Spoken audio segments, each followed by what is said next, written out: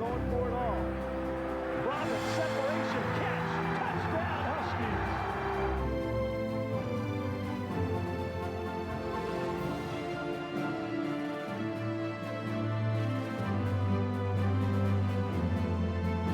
Minnick right side, not going to get there.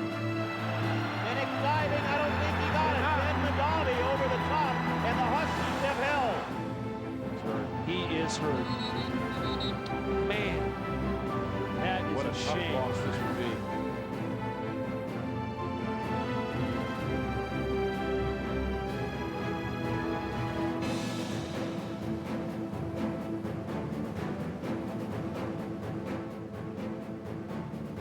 Ruling on the field, because it was a backward pass.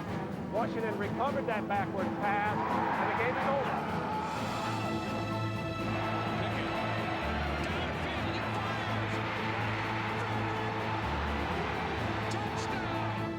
The Washington Huskies have stolen the Apple Cup from the Washington State Cougars. That's a fumble. Touchdown. Bring to the end zone.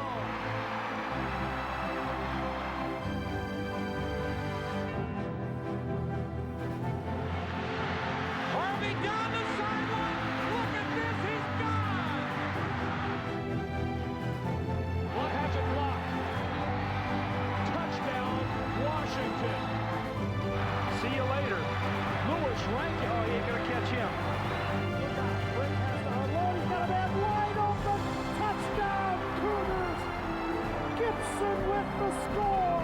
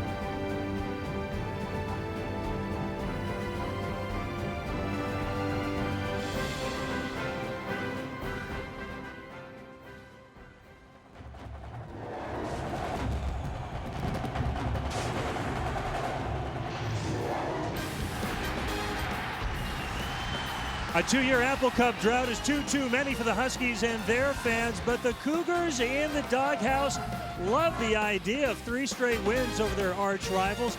Jake Locker and Steve Sarkisian want their first taste of Apple Cup glory, while Paul Wolf wants to keep his Apple Cup coaching record perfect, and his Cougs will do what they can to make that happen here in Seattle for the 102nd edition of the Apple Cup. How you doing, everybody? Tom Glasgow along with Max Strong. We are looking forward to these rivals going head-to-head once again. Mac, let's talk about an early key in this contest.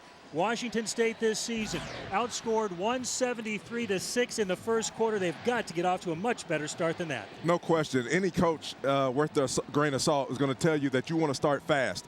And when you don't start off the first quarter with scoring touchdowns and not making mistakes, then it sets the tone for the entire game. And that's the thing that you want to be able to do in this football game. Start off fast, set the tone, and hopefully they'll be able to feed off of that the rest of the football game. Big plays will obviously play a major role. For more on that, we go to our on-field analyst, Jason Stiles. Jason? Yeah, guys, anytime there's a rivalry game, big plays are going to play a role in it. Unfortunately for Cougar fans, Washington State, one of the worst in the country, giving up plays of over 25 yards or more 44 times this season, as a matter of fact. Huskies early and often will challenge that depleted secondary, see if they can get some of those big plays. On the flip side, the Cougars coming in as an underdog have got to create big plays for themselves. I think in order to win this game, they're going to have to score on offense, defense, and special teams. Only a rivalry game will tell, guys. All right, Jason, so many things to get you so excited for this matchup, and here's a little bit of what you're going to feel today and see today at the Doghouse.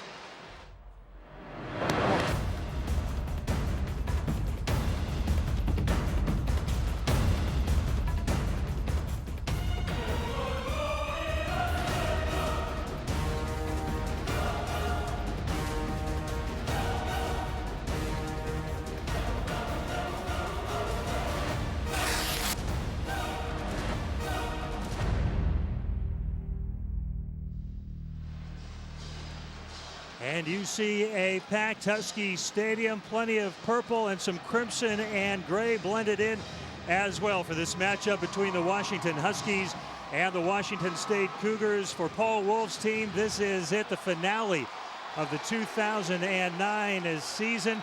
Paul in his second season as head coach, of course, the former offensive lineman at Washington State as he returns to his alma mater now in his second season as the head coach. For Steve Sarkisian, it is year one, the former offensive coordinator for the USC Trojans, looking to improve his Husky Stadium record this season to 4-2. For the Huskies, there will be one more game after this Apple Cup. That will be next week here at Husky Stadium against the Cal Bears. Mac, you played in rivalries in college as a Georgia Bulldog. You know what this is all about. Yeah, I think Coach Sarkisian said it best in the pregame when he talked about enjoying the moment.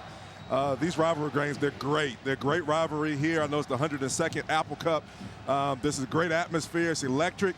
And really, it's going to come down to hopefully these two teams being able to not get too over-emotional about playing in this game. Everybody, this is probably one of the biggest games of the year.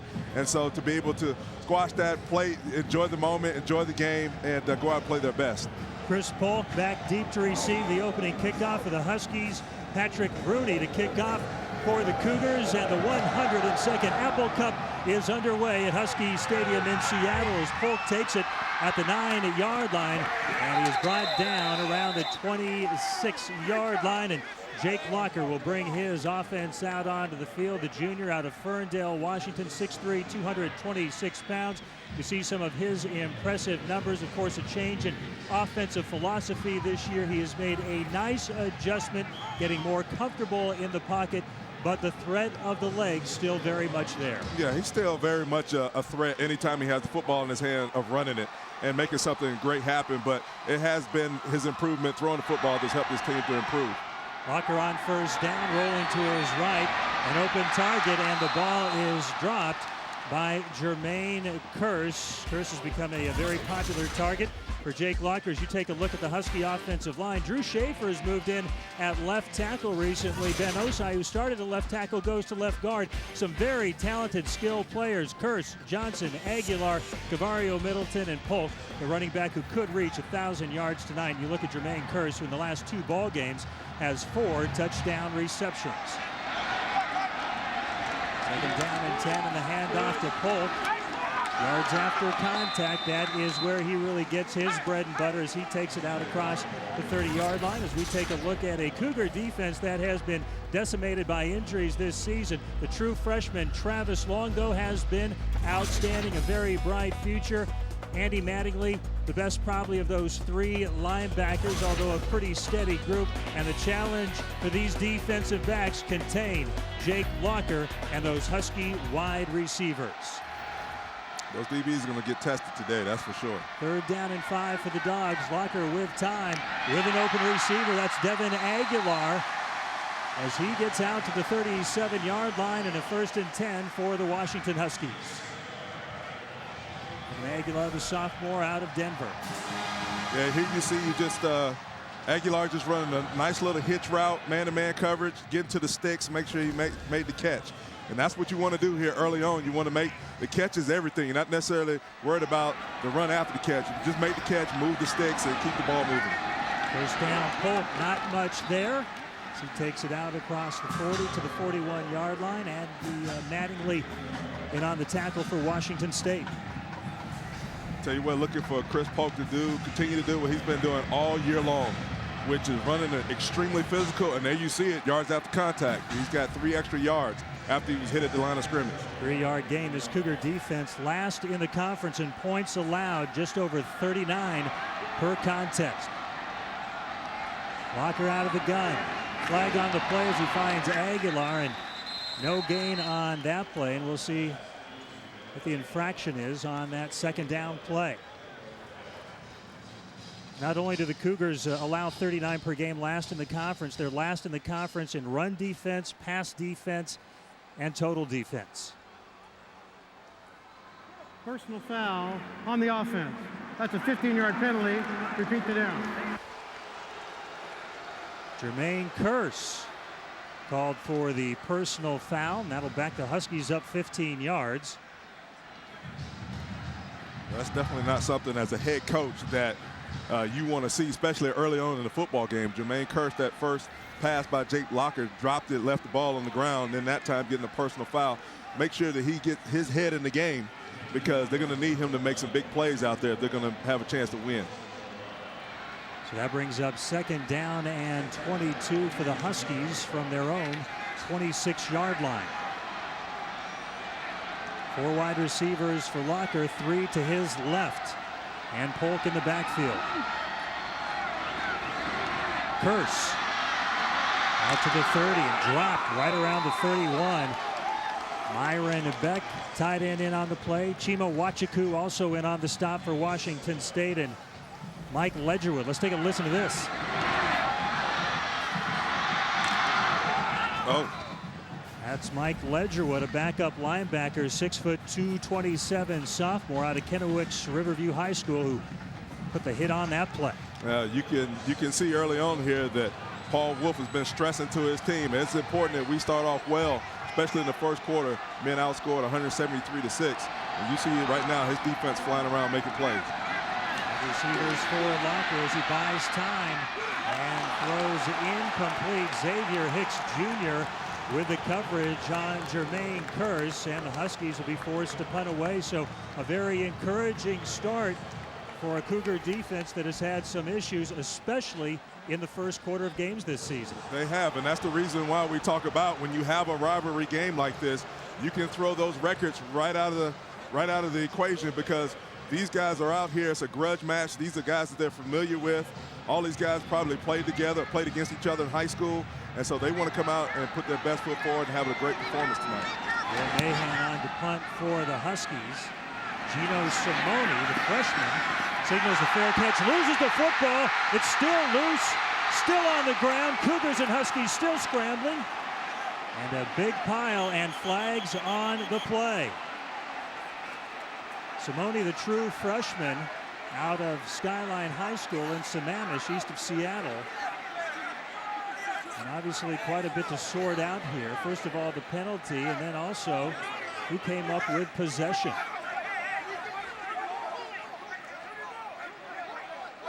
Washington State possession. And a huge break for the Cougars. That could have been disaster as Simone dropped that football. Scoreless early at Husky Stadium. It's the 102nd Apple Cup. Penalty against the Huskies as we take a look. Gino Simone signaling for the fair catch. And it's Jordan Polk getting too close to Simone. So interference on Polk as the players chase down the football. And with that penalty, it will be Washington State football at the Cougar 42-yard line. As you take a look at the seniors starting this contest, Kevin Lapina, 6'3", 241 out of Pleasanton, California. Modest numbers this year. He's played. Marshall Obistal, who's the backup today, has also gotten some playing time. And a true freshman, Jeff Toole, who is listed as 3rd on the depth chart today. But it is Lapina to lead this Cougar offense on its first possession. And Lapina changing the play at the line of scrimmage.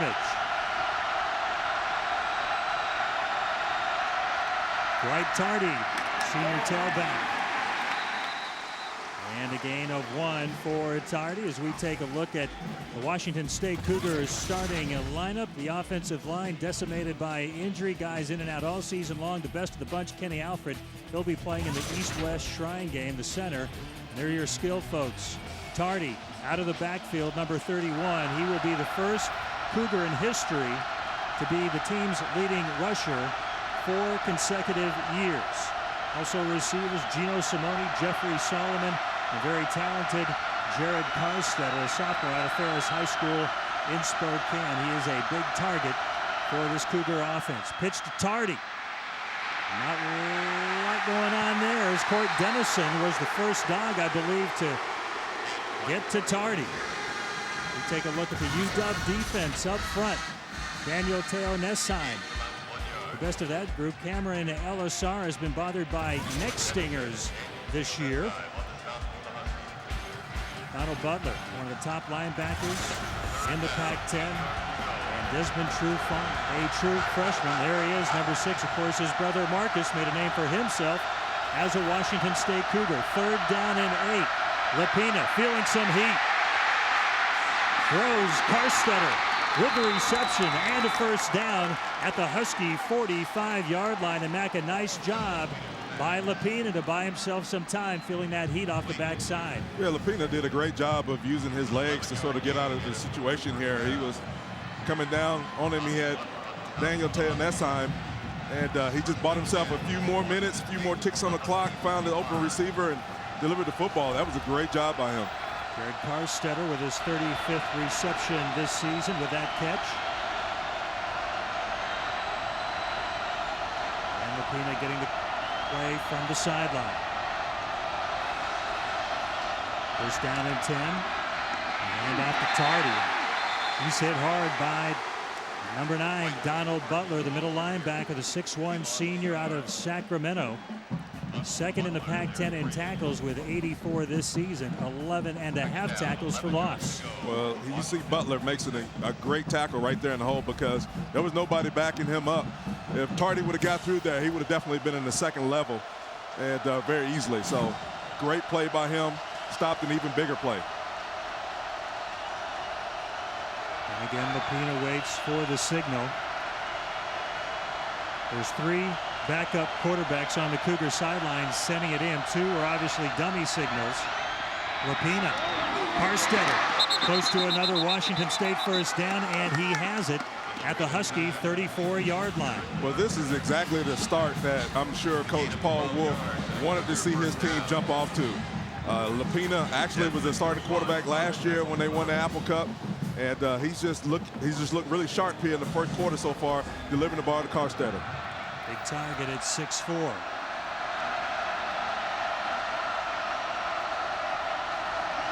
Paul Wolf hoping to go to 2-0 in this Apple Cup rivalry as a head coach. Trips left for Lapina.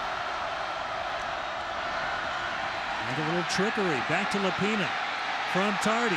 The deep throw by Lapina. An open Cougar, and it's incomplete off the hands of Gino Simone. Well executed play with the exception of the most important part right at the end. You got to catch the football, and you got to deliver. I mean, this was just a great play. They got it set up perfectly. Tardy throws it back to Lapina. Lapina throws it to a wide open receiver in the end zone, and you got to find a way to come up with that catch, Tom. I don't care what you got to do. If you got to dive for it, keep running, don't misjudge the ball, whatever. It's plays like that that can get you beat, and you end up wondering about it at the end of the game. That would have been huge for the Cougars in this contest. 2nd down and 10 at the Washington 34.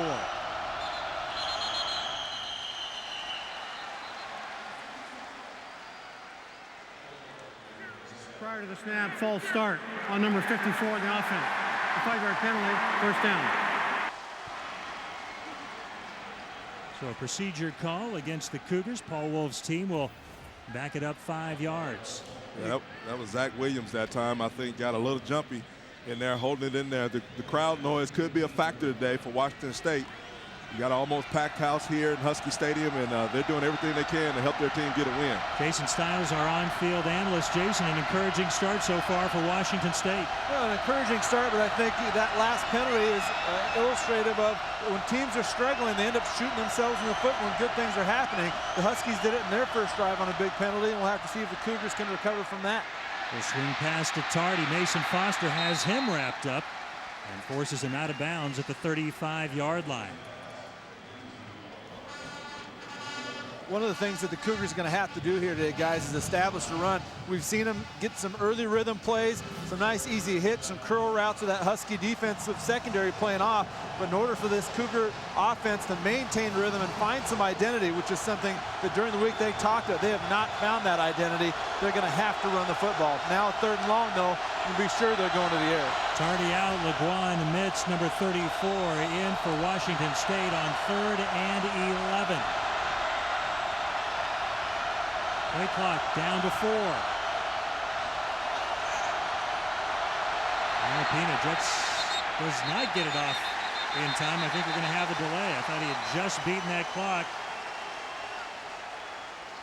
prior to the snap. Timeout. Washington State.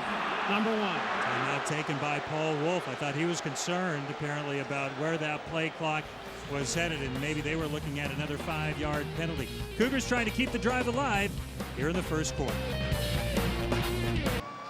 Cougars, Huskies scoreless, 8:06 left in the first quarter of this Apple Cup 2009 edition at Husky Stadium. As Washington State looks at a 3rd and 11 from the Husky 35-yard line. Dwight Tardy has returned to the Cougar lineup. And once again, the flag on the field. Illegal procedure call. False start. Number 78 on the offense. And this will go against the Cougars. And that, when you're a struggling football team, drop passes, penalties, timeouts you don't want to take early, that can add up. That can add up, and it can spell disaster for your football team, especially one that's offensively been struggling in the first quarter, being outscored 173 to 6 points. You're seeing now a little bit of why that stat is the way it is. You come out of a timeout, the last thing you should do is have a penalty and back yourself back up 5 more yards. So from 3rd and 11 to 3rd and 16 for the Cougars. Pepino flushed out of the pocket, in trouble. Daniel Teo Nessheim has a hold of him, and he will not let him go. The sack for Teo Nessheim, and the punt team will be coming on for Washington State. Yeah, I tell you what, that defensive line was definitely coming off the ball on that one. Here you see those guys are just collapsing the pocket. There is no way for Lapina to stand in there and look for an open receiver, and he has to start scrambling and scrambling for his life, and he doesn't have the ability, importantly, to look down the field to find an open receiver because he's scrambling. 7.5 sacks for Daniel Teo Nessheim as Reed Forrest comes on to punt for the Cougars. Averages just over 43 per punt. And that ball is fielded nicely inside the 5-yard line. Caught on the run by Jeffrey Solomon. So Jake Locker and the Husky offense out for their second possession here in the first quarter, operating from their own 5-yard line. Chris Polk up the middle and a gain of about 4 yards. Guys, something to look for as this game continues to develop is watch how often the Cougars are changing their defensive front. Early on this season, they were healthy. They're a 4-3 football team, but due to injuries and a number of other circumstances, they've had to switch to a 3-man front. And quite frankly, if you don't have the personnel to run a 3-man front, it's really tough to be a good run-stopping defense. Mac, I'm sure you faced that 3-4 a number of times, and if they don't have that nose guard to be able to control both A-gaps, that offense is going to go right after you. No, I tell you what, as an offensive player, you love to play against a 30 team because you got ready-made gaps in there over those guards, and it's easier to run the football. Once again, Chris Polk right up the gut, and Jason, he found a pretty good gap there as he gets a Husky first down. No question about it. You know, one of the things that running the football does, you get one successive play that goes well, then another one, you start to get that momentum. You put the defense on their heels a little bit, and that offensive line, just like every other player on the field, they like to collectively find a rhythm. 2 good run plays for the Huskies here on their second series of the game. And first down and 10, Rocker with 2 wide receivers to the right. The handoff to Polk, and not much there as he's ridden down by the true freshman Travis Long, 6'4", 247, out of Gonzaga Prep. 6.5 tackles for loss this season and 2 sacks. And this is a young man they are really high on.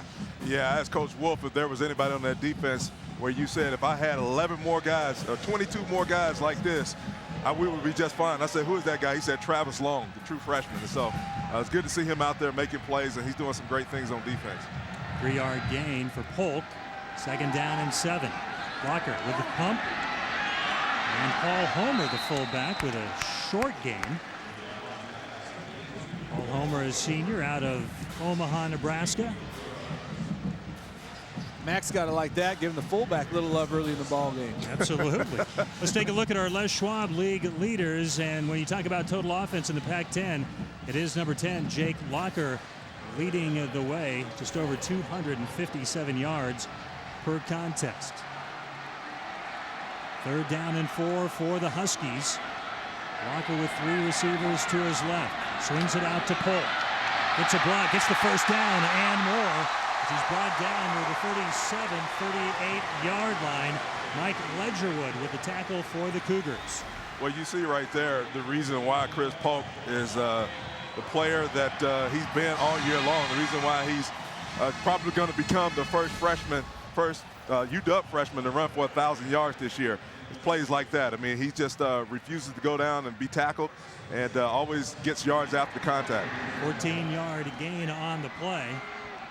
Chris Polk with his first reception in the contest. He's carried the ball 5 times for 22 yards. Walker with time.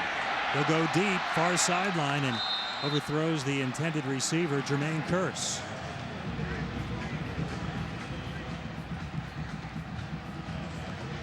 Today's 1st and 10 marker is brought to you by the Emerald Queen Hotel and Casino.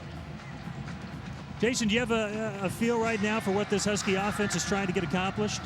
Well, it looks like early on, obviously they want to get Chris Polk going, but they're loosening up that secondary. This is a secondary that has had a lot of injuries and had a lot of youth playing out there. So the Huskies trying to take a shot downfield with one of the strengths of their team, and they were not successful. 2nd down and 10. Polk trying to find some room, and not much there.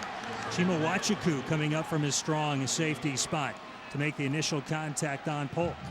It was interesting to see Washington State playing so well on the defense, because one of the things Paul Wolf said about his defense this year, when he asked him especially about those first quarters, he said, you know, we were asking him, what do you think is probably contributing to the reason why there's such a discrepancy in points? He said, well, maybe I think our defense may have lost a little bit of confidence in our offense, just a little bit, because of their inability to be able to score points.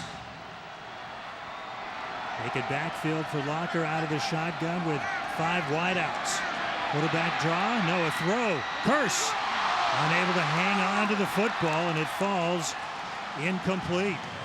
But guys, here's a great example of what happens if you don't get something positive on 1st and 2nd down. You see Jake Locker has the ability to scramble in a mid-yardage play. Maybe he's able to turn it up another notch to get that 1st down. But anytime you're 3rd and long yardage, you're forced to put that ball downfield into a tight space, and more often than not, it falls incomplete like that.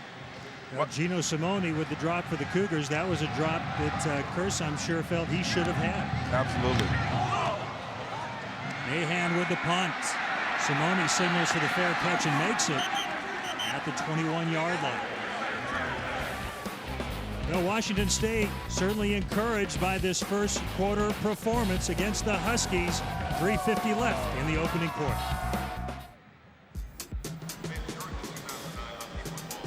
.350 left in the opening quarter. Washington State and Washington scoreless here at Husky Stadium. I'll tell you what, you want to talk about for the most part, a competitive decade of football in this rivalry. Take a look at those scores. Don't look at that first one from 2000. Right. You can ignore that one. But the rest of them, a good example of how these teams really get after each other. And the Washington Huskies come into this game as a 24.5-point favorite. But it hasn't looked that way so far, Matt. No, and I think with a rivalry week, you have to throw those things out of the window. I mean, that's the reason why I don't know how they were a 24-point favorite, because these teams know each other so well. These players are used to playing against each other in high school, and they've been around each other, grew up together at different junctures, and so for them to be that much of a discrepancy in the point total, I don't even understand that. And they're keeping the football.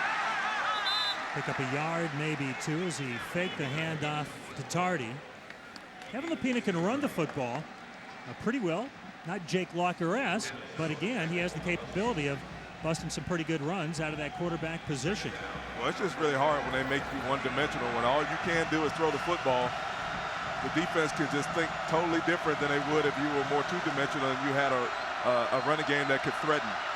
Gain of 2 brings up 2nd down and 8. And there you see what goes on before every play with the backup quarterbacks, all 3 sending in signals, but of course Lapina knows which one to get the play from. Carstetter with the drop. And that would have been a Washington State 1st down.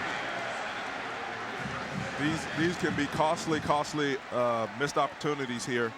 You saw that one, a little razzle-dazzle where Tardy threw the ball back to Lapina. Lapina threw it to the open receiver. He dropped it in the end zone.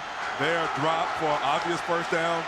These things come back to haunt you. You have to make those plays when you get in those situations. So Jared Carstetter, with that size at 6'4", he becomes a real threat in the red zone. Husky fans pumping up the volume here on 3rd and 8. Lapina intercepted by the Huskies, and this could go for a pick 6. Mason Foster brought down though inside the 15 at the 13-yard line. Daniel Blackledge, the intended receiver, but a terrific job, Jason, by Mason Foster reading that play. Well, and pressure caused it. The right guard got beat, got in Lapina's face. He got rid of it a little bit sooner than he wanted to, and Mason Foster all over the top of it, and Lapina takes a huge hit at the end of that play, right in the back, and that's exactly what he's holding right now as he lays on the turf. So there's the hit. And Lapina obviously shaken up. Marshall Lobestall is listed as the backup if Lapina is unable to continue when the Cougars get the football back. That pass, by the way, was intended for Gino Simone. It was Blackledge who made the tackle, preventing Foster from getting into the end zone. And everybody, of course, remembers maybe the definitive play for this Husky team this year, and that was the ball off the foot of Arizona's DeLaShawn Dean that Mason Foster picked off and went for the distance in a critical play here in a win over Arizona. As you look at Marshall Lobestall beginning to warm up, 6'3", 214, redshirt sophomore out of Oak Harbor High School. Yeah, Mason Foster is making a name for himself as a big playmaker on that defense. I mean, he's gotten timely interceptions and fumble recoveries, and really turned the tide for his team. So it's good to see him out there making plays once again. Hate to see that with Lapina. You never want to see a player laying out there on the field, and that's been one of the things, one of the Achilles heels for Washington State this year, is that they've had a number of people, even quarterbacks, that have gone down with injuries. Here's what he's favoring, maybe his right shoulder, right side. That's where he took the hit. And we hope the senior has a chance to return to this football game. Locker on 1st down and 10. Into the end zone, overthrows the intended receiver, Chris Polk. Well, I think he had him open, but it was for a short period. I think the best thing Jake Locker did on that play was overthrow him, because that might have been a pick going the other way. Boy, guys, and I'm standing right down here on the field. That's just a touch ball Jake's got to have. He didn't even give him a chance. I mean, that ball landed 4 yards out of bounds. You throw that even just a little bit inside, let Chris run to it, you've got yourself 6. 2nd down and 10. The pitch to Polk. And the play strung out. Nice job that time defensively for Washington State by Anthony Lorenzi, a 6'3", 290 redshirt freshman. You can see what the major issue has been for this Cougar team in the first quarter. Complete domination by the opposition, 173-6. They've been outscored in first quarters this year, roughly 15-0 on average per game, and that's very difficult to overcome. Your game plan, your desire to want to run the football usually goes out the door rather quickly. 3rd and 10 for the Huskies. Walker with time, with an open target at the 6, and nothing more there for Paul Homer. Myron Beck with the tackle for the Cougars. Well, you see Paul Homer there. I mean, being a fullback, you got to make a little nifty move. He's going to have to make a guy miss in order to at least get the 1st down, let alone the touchdown. But this is something that Washington State early on in the year did really well. Early in the season, the team led the Pac-10 in red zone defense, and so you see them being able to stiffen up and to keep the Huskies out of the end zone this time. Eric Folk on for the 24-yard field goal attempt. And it is good. Folk now 6 for 6 on field goal tries this season between 20 and 29 yards, as the Huskies strike first with 1:38 left here in the first quarter. FSN presents a Sunday College Hoops quadruple header, beginning with the championship game in the Great Alaska Shootout. Cougars involved in that. They'll be taking on San Diego, plus Nebraska battles USC, and the 11th ranked Tar Heels take on Nevada. The day rounds out from Seattle as 14th ranked Washington hosts the Montana Grizzlies. Coverage tips off tomorrow at 11:30 on FSN and FSN HD. So you can get your hoops filled tomorrow. We got football for you here this evening from Seattle. The 102nd Apple Cup and the Washington Huskies with a 3-point lead, 3-0 as we are inside of 2 minutes left in this opening quarter. Paul Whipple's got to feel very good about that series, though, because typically after you throw an interception down here in the other team's red zone, and to keep the team from getting 7, to hold them to 3 points, that was a great accomplishment for them. As I look down on the Cougar bench, Kevin Lapina without his helmet sitting down. So it looks like Marshall Lobestal will be on the field. Kickoff fielded around the 17 and brought out near the 30-yard line. And let's connect with Jen Mueller and get maybe the latest on Mr. Lapina. Jen? Well, he will sit at least one series after suffering a right shoulder stinger. The training staff says that it is coming around, but he's going to need at least a series to figure out if that strength will come back and allow him to play. For now, Marshall Lobestal is in the game. The Cougs like his mobility and his ability to throw over the freshman Jeff Toole, guys. All right, Jen, first down and 10 for the Cougars at the 29-yard line. If you look at the numbers for Lobestal, the sophomore out of Oak Harbor. And a timeout taken, the second in this opening quarter by the Cougars. So some confusion prior to a first down play, and you would think when you leave that sideline, you're going to have a pretty good idea of what you're going to run. Yeah, I think this is probably a little bit of confusion on Marshall Lobestal's side. You know, typically when you come, like you said, when you're coming off the sideline, everybody should know exactly what play you're going to run. It should already been communicated. This is the first play we're going to run. Probably a run, especially when you're changing quarterbacks right in the middle of the game. You probably don't want him sitting back there dropping back to pass. Give it to the running back. Let him make let him get a blade of grass or whatever, and then go from there. But to have to burn another timeout here in the second quarter, in the first quarter rather, that could be detrimental. Yeah, guys, and I'm right down on here. The Cougar sideline was a personnel group issue. They didn't have the guy in that they needed, that extra tight end for the play that they had called. And Lobestal again looking over to the Cougars sideline, as he apparently calls the audible and changes the play. Hand off to Mitz. LeGuan Mitz stacked up for no gain. Donald Butler, the first Husky on the scene. And a lot of what the Cougars are doing is they're lining up in a specific personnel grouping as the second tight end now comes off the field, and then based upon what the Husky defense is doing, they're making adjustments on the field. Sometimes they're sticking with it, sometimes they're changing the play based upon that defensive alignment. Second down and 9. Jeff Toole, number 10, is the true freshman, who, barring injury, would have been starting today, but still an issue with stability in the kneecap. Mitz with a reception out of the backfield, with a nice pickup near a first down. Maybe have brought down just short at the 38. Needed to get out to the 39-yard line. LeGuan Mitz is a big man. He is a big running back, and when he has the ball in his hand, he can make some things happen. So if he's going to be the running back, he's going to get a lot of carries. Well, he had a 57-yard touchdown run in last year's Apple Cup, so he is capable of the big play.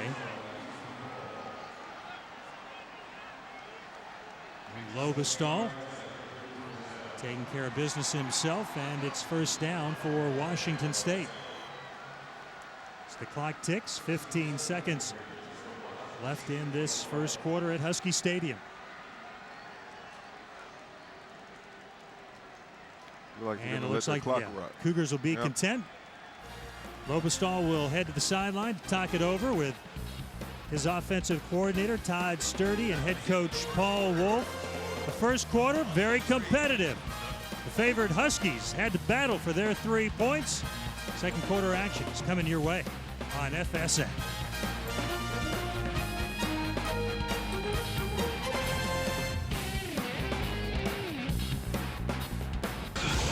Welcome back to Husky Stadium in Seattle, the 102nd Apple Cup, as we get ready for the second quarter. Husky lead of 3-0 over the Cougars. And Matt, considering how first quarters have gone this season for Washington State, even though they're trailing, that may have been their best first quarter of the season. No question. I mean, they're only down by 3 points, and they could have been down by 7. And yet they're on the road. They're in a hostile environment. They don't have a lot of fans here necessarily. And so for these guys to still be in it at this point is great. And Jason, that can only give the Cougars confidence, even though they came in as heavy underdogs. The longer you let these guys hang around, the more they're going to believe. I agree. I think first quarter has missed opportunities on both sides with the trick play for the Cougars and the missed touchdown pass by Jake Locker. Robistahl deep. And the ball batted away by Nate Williams, the intended receiver for the Cougars on that play. Let's take another look at it. It was Jeffrey Solomon. Yeah, he just he kind of threw it up a little bit. Great play by the safety just to get his hand up and distract just a little bit. And Adam Long, the cornerback, had good coverage as well that time on Solomon, and no running room for Mitz whatsoever. Teo Nesheim leading the Husky tacklers on that play. You know, you can make an argument for not really beating your head up against a brick wall. If something's not there, they've struggled all year long running the football. Just drop back and throw it. And I think hopefully they'll start to pick that up and start calling some more passing plays here. Ladies and gentlemen, that's a fullback saying that. Mark that down. Mark that down. 3rd down and 12 for the Cougars from their own 39-yard line. Robistahl with a passing lane and another drop. This time, Daniel Blackledge can't hold on. And again, Jason touching on missed opportunities. Both teams have not taken advantage of plays that have been there. And I think that's probably been the case all year long. These guys have been in position to be able to make plays, and that would have been a huge play right there. It would have been, at least gave you a great opportunity to have a look at a 4th and short, but just not able to hang on to the football. Reed Forrest on to punt, 36-yard punt on his first time out. Devin Aguilar back to receive for the Huskies as that one takes a very good bounce for the Cougars. Not the prettiest of punts, but very effective for Washington State. As Jake Locker will bring his offense back out on the field. Well, I think if you're the Huskies, so much of Steve Sarkisian's pro-style offense is predicated off the play action. They've had a few successful running plays, but to this point, they haven't moved the pocket a whole lot, and pretty much everything they've thrown has been drop back. So I think you'll see Steve Sarkisian, now that they've probably gone on the script for their first 15 plays, probably work in a little bit of play action here along with a heavy dose of Chris Polk. Locker 5 of 10 so far for 38 yards. It's a young man who has certainly dealt with adversity during his Husky career. Wins and losses certainly one element of that. The broken thumb last year in game number 4, costing him the rest of his sophomore season. As we have a delay right now on the field, as we have apparently an official down on the far sideline near midfield. Yeah, not exactly sure what happened to him, but he doesn't seem to be moving. Looks like it may be a member of the chain gang who is currently down. Oh, he's up and moving around now. Well, you know, we've talked about injuries as this Cougar defense comes back out on the field. They have been decimated on that side of the football, and we'll see how they can respond against this Husky offense. Washington with the 3-0 lead here in the second. All right, so after a lengthy delay, football now resuming. Jake Locker feeling some heat, putting the wheels to work. Gets a first down out across the 25-yard line. Jason, a delay like that, one you're not anticipating, how can that impact the quarterback? Well, I think if any one team has momentum, it can certainly thwart that, but neither one of these teams has been getting out of their own way in the first quarter. So I think it basically just resets this ball game, allows them to start over. And you saw that first play coming out of there. We talked about Steve Sarkisian implementing a little bit of play action to open things up, and that's exactly what it is on first down. 11-yard run by Jake Locker before Andy Mattingly brought him down. 1st and 10 for the Huskies. Locker, open target, Jermaine Kearse at midfield. Perfect timing on that pass play. Terrence Hayward with the coverage and the tackle for the Cougars. Well, they finally hooked up on this one. I mean, they have Jake Locker stepping back, throwing a deep post route by Jermaine Kearse and throwing it on time, right where he can catch it. I mean, he really liked that, and I'm sure going to probably give them some momentum. 24-yard gain, 2nd catch in this contest for Kearse. It's Paul Homer, the fullback, in motion. Play fake by Locker. Deep down the middle. Kearse again, open. The catch and a touchdown for Washington.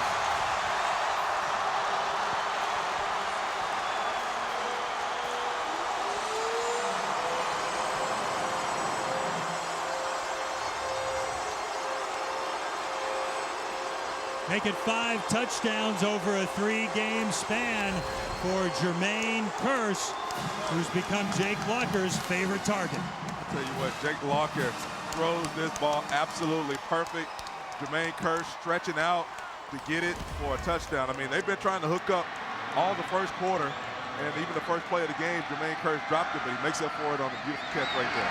50-yard scoring play. Eric Folk with a point after touchdown. Has not missed one this season. And the Huskies get a little bit of breathing room with 12:41 left in this opening half at Husky Stadium. Play fake by Locker. And just a nice comfort level in the pocket, Mac. That is. And I tell you what also helped to set that play up is at least the Huskies have somewhat of a running attack.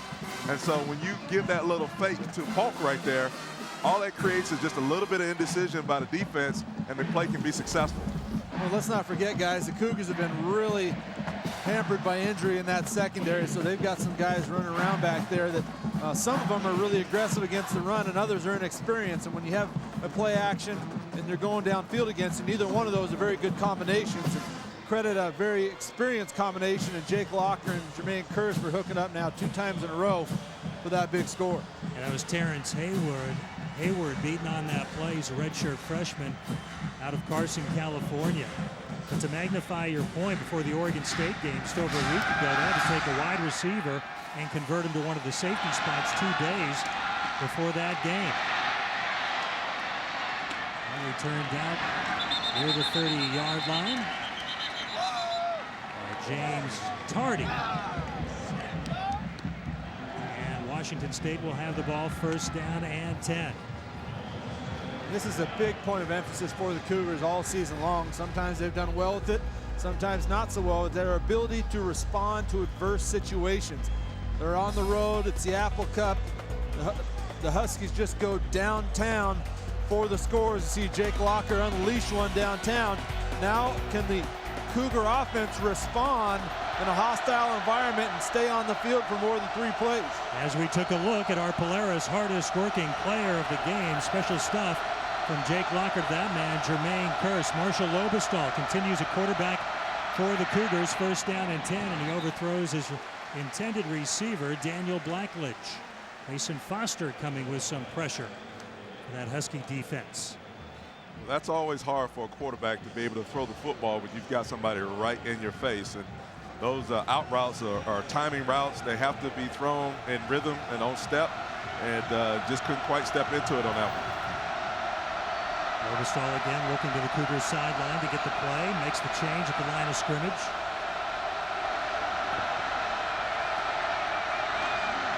And the handoff to Nitz. It's out to the 35-yard line. Well, that to me was a successful run. I mean, he got about 3 or 4 yards out of that one, and you can work with that. I think if they can continue to call plays, get Mitts involved in the game, that will get them in the 3rd and 6, 3rd and 7-yard situations, convertible 3rd down situations. They can have a little bit more success on offense. 3rd down and 7. Lobestall out of the shotgun. Blackledge in motion. Huskies bringing extra pressure. Good job by Lobestall, though, as he has the completion to Jeffrey Solomon, and it will be a Cougar 1st down. Jeffrey Solomon just ran a great route right here. Here you see defensive back just sort of giving him room. He makes the catch and then turns and gets a couple extra yards. Great job of just moving the chain. 12-yard gain on that play. Today's 1st and 10 marker is brought to you by the Emerald Queen Hotel and Casino. Cougars at their own 46-yard line.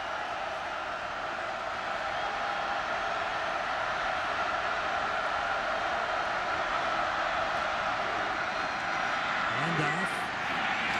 And a loss on the play. If it was James Tardy, the ball carrier, it was. Exchanging some pleasantries with Donald Butler. Got to have that in a rivalry game. Oh, yeah. Par for the course. I mean, it wouldn't be a rivalry game if you didn't jaw a little bit. I mean, you got to sell some wolf tickets out there. Loss of 2, 2nd down and 12.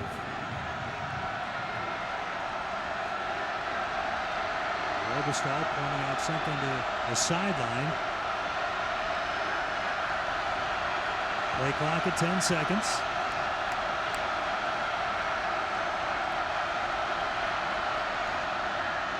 Robistahl to throw. Open receiver. Jared Byers into Husky territory near the 48. Desmond Trufant with a stop. Jared Byers, an interesting story. He's a true freshman walk-on out of Pullman High School. There he is, number 37. So, again, injuries allowing him the opportunity to get some playing time, and they've been using that fullback role a little bit more recently. So, young man contributing there. A short gain, now 3rd down and 4. You got him in a manageable 3rd down situation. Inside of 10 minutes left in this opening half. Robistahl with time, directing traffic, and the incomplete pass. Had Carstetter in the neighborhood. Looked like Blackledge was over there as well, but the Cougars unable to get it done on 3rd down, and that has been a problem for this offense. Just 23% conversion rate on 3rd down this season. That is last in the Pac-10, and that'll bring on Reed Forrest to punt. Well, I bet if you had looked to what their 3rd down and distance was with the average of the Pac-10, they're probably one of the worst teams there, too. When you go 3rd and long, more often than not, because you can't get a run game going, you're putting your quarterback at a huge disadvantage. Forrest feeling some heat. And that is another very good bounce for Reed Forrest on the punt. And once again, not exactly ideal field position for Jake Locker. Didn't matter last time. He took care of 50 yards on one play to Jermaine Kearse for 6. 1st down and 10 for the Huskies with a 10-0 lead as they operate from their own 7-yard line. Chris Polk up the middle, and a nice 1st down gain on the ground for the redshirt freshman. Time now for our fan polls question. What do you think the most likely outcome of today's game is? You can text A, Huskies dominate and win easily. B, Huskies win close, hard-fought game. Or C, the Cougars win. Text A, B, or C to 95323. We'll keep you up to date on the voting. In fact, here are the latest numbers.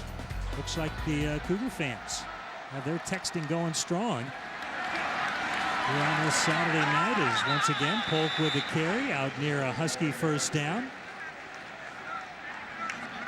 Chris Polk with an opportunity tonight to not only to set a freshman rushing record, but to also become the first freshman to reach 1,000 yards in a season as a Husky. Yeah, and I think Washington State is definitely trying their best to keep him from accomplishing that tonight. They every time he has the ball in his hand, he's getting hit at the line of scrimmage or just a few yards down the field. And he's known for breaking tackles, and he hasn't broken a lot of tackles so far today. 3rd down and 1. And again, the extra effort after that initial contact should give Polk and the Huskies the 1st down. Travis Long in on the stop for the Cougars. And it is a Husky 1st down at the Washington 18-yard line. Talked about Chris Polk coming into this game. 889 yards, averaging 5 yards per carry, 3 touchdowns. A long run this year of 41 yards. And he's being put to work here in the second quarter. Good defense that time by the Cougars. Nice job that time by Mike Ledgerwood as he shot the gap and got to Polk.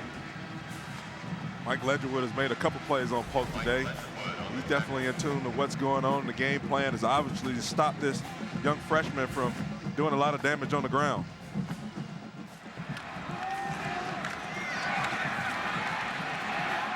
Yeah, a nice containment by that Cougar defense. Chris Polk, 11 carries, 31 yards. As we look at 7:15 left on the clock here in the second quarter at Husky Stadium. Locker locking in on his target that time, Jermaine Curse, and good coverage by Air Justin for Washington State. The 5'11 sophomore out of Van Nuys, California, was right there with Jermaine. Yeah, everybody thought that Justin maybe was just a little too tight right there. But I don't know. It looked like a clean call. Tell you what, guys, a good no call. Yeah, I agree with you, Mac. And the Cougar defensive staff, Chris Ball, showing a lot of confidence in their young corner, Eric Justin. Certainly one of the strengths of this Washington offense is their receiving core. Big, tall receiver like Jermaine Curse. He gets inside of that and he goes to the house. But give credit to Justin. Great coverage. 3rd down and 12 for the Huskies. Harper feeling some heat and he'll go down. Casey Hamlet taking down Jake Locker. Nice play by number 96 for the Cougars. And the punt team will come on for the Huskies. You know, there's been a couple of times today where I feel like that Jake Locker has some opportunities to run the football. There's been gaping holes. Guys are running, trying to get to the quarterback, opening up large holes right in the middle of the defense. And he's standing in the pocket trying to throw it, but he might be able to make a little bit more yardage, make a few more explosive plays if he would just tuck that thing and run it. Will Mahan on to punt for the Huskies. Gino Simone to return for the Cougars at his own 40-yard line. He just signals get out of the way. Not the best effort by Mahan. And good field position for the Cougars. They'll have the ball 1st and 10 at their own 44-yard line. And a terrific defensive stand by Washington State. And number 96, Casey Hamlet, but the Huskies lead by 10. 10-0, the Washington Huskies leading the Washington State Cougars. 6:14 left in the opening half at Husky Stadium, the 102nd Apple Cup. As you take a look, total yardage being dominated by the Dogs. Washington State with just 4 rushing yards so far in this game. A little trickery here, reverse. Jeffrey Solomon to throw. Simone with the reception and a 1st down for the Cougars in Husky territory. So the second trick play we've seen, guys, out of this Washington State offense. And we saw Jeffrey Solomon throw the football in game 1 of the season when the Cougars were at home against Stanford, and he completed that pass. Well, here you saw a well-executed trick play right here. I mean, here you see Solomon coming around and finding a wide-open receiver right there in the hole. That was great. They've had 2 well-executed plays. The first one just wasn't a reception. Robestahl feeling some pressure from Court Dennison and loaded the football incomplete after that 17-yard gain on the trick play. Jeffrey Solomon, by the way, was a high school quarterback at Ingram High School. Transferred to Washington State after his time at Eastern Washington. Well, and that play, guys, a great example of what a lack of a running game will do. A play-action fake that Court Dennison didn't even take a second look at. He went right at the quarterback and made Robestahl get rid of that ball well before he wanted to. Play clock at 10. 2nd down and 10 for the Cougars. Foster putting some pressure on, nearly picked off, and the ball hitting the turf. Nearly coming up with that interception for the Huskies, Darian Jones. What? I'm sorry. Well, you see the tail end of it right there with Jones just missing getting a pick. But you know what? It's really making Washington State is really making an argument for Marshall Robestahl having to look over to the sideline every time to get a play. Because what that does is that takes away his ability to be able to read the coverage, look at the defense, and go through that thought process of his progression as far as who's going to throw the ball to. 3rd down and 10. Robestahl. And the play blown dead as We have a flag. Prior to the snap, false start on the offense, number 78. 5-yard penalty, 3rd down. Jack Folliard, our referee. So for the Cougars, it goes from 3rd and long to 3rd and longer. 15 yards needed now for the 1st down. Jason Lobestall is a young guy who 2 games ago against UCLA picked off 3 times in the opening quarter. What does he need to do to regain some confidence after that terrible display? Well, I think he's got to have just a chance to develop a little bit of rhythm. I mean, they've been so inconsistent at quarterback. Guys in the lineup, guys out of the lineup. These guys just need to be able to play for a full series, a full game without worrying about it. He had some worry there in terms of pressure, but gets out of it and makes something out of nothing. Nice job by Lobestall on the ground that time. He'll be short of the 1st down and looks like he's shaken up a bit. Here's another example as you take a look at this replay here. I mean, you ask, what does he need to do? They've got to be able to sit back there when any play is called and just have confidence that they're going to have the protection. And right now, this football team, whether it's a quarterback or the offensive line, there isn't that trust factor that, hey, I'm going to get my job done so that you can get your job done. And that creates all sorts of timing problems between quarterback and receiver. Took a pretty good look from Jason Wells on that play. And Lobestall shaken up. Of course, he's playing because Kevin Lapina, the starter, was knocked out of the ball game. At least up to this point, Jeff Toole would be the 3rd string quarterback. A little helmet-to-helmet contact between Wells and Lobestall. Well, you appreciate the effort by Lobestall, but when you know you've got a true freshman on the bench with a bum wing, or excuse me, a bum leg, and you've got your starting quarterback that's already out of the game, you probably got to take a slide there. Those defensive guys are just looking for an opportunity to impale a quarterback, and so I totally agree with you, Jason. He's got to find a way either to make that guy miss or just slide and realize that you've gotten all you're going to get on that play. The Apple Cup marks the final contest of the season for the Cougars. Jake Locker and the Huskies, though, will close out the 2009 season next Saturday against the 21st ranked California Golden Bears. Live coverage kicks off at 3 p.m. on FSN and FSN HD. Look at Husky defensive coordinator Nick Holt talking with his guys, and for the most part, the numbers don't knock your socks off. They're allowing 24 points per game, 7th in the conference, 7th in run defense, 30 in pass defense, total defense 7th. They've done a pretty good job in the red zone, sort of that bend but don't break, but he's obviously looking for more improvement out of this group as this program solidifies in the years ahead. 4th down and 4, and the Cougars will go for it with 5:04 left in the 1st half. And it's Lapina back at quarterback, and Lapina will go down. Darian Jones, who is unable to haul in that pass for the interception, does come up with the sack, and the Huskies will take over on downs.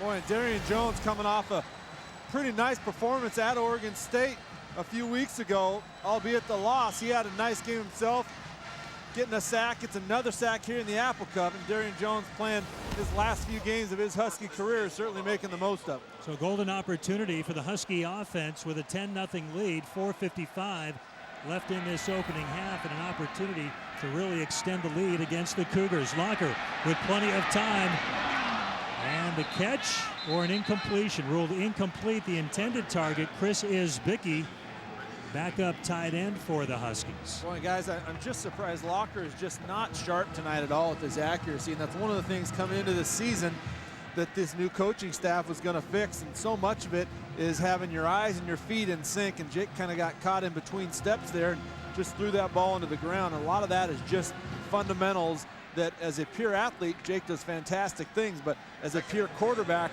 I think at times he still shows he's got a long way to go. 7 of 14, no interceptions, 1 touchdown of 50 yards for Jake Locker.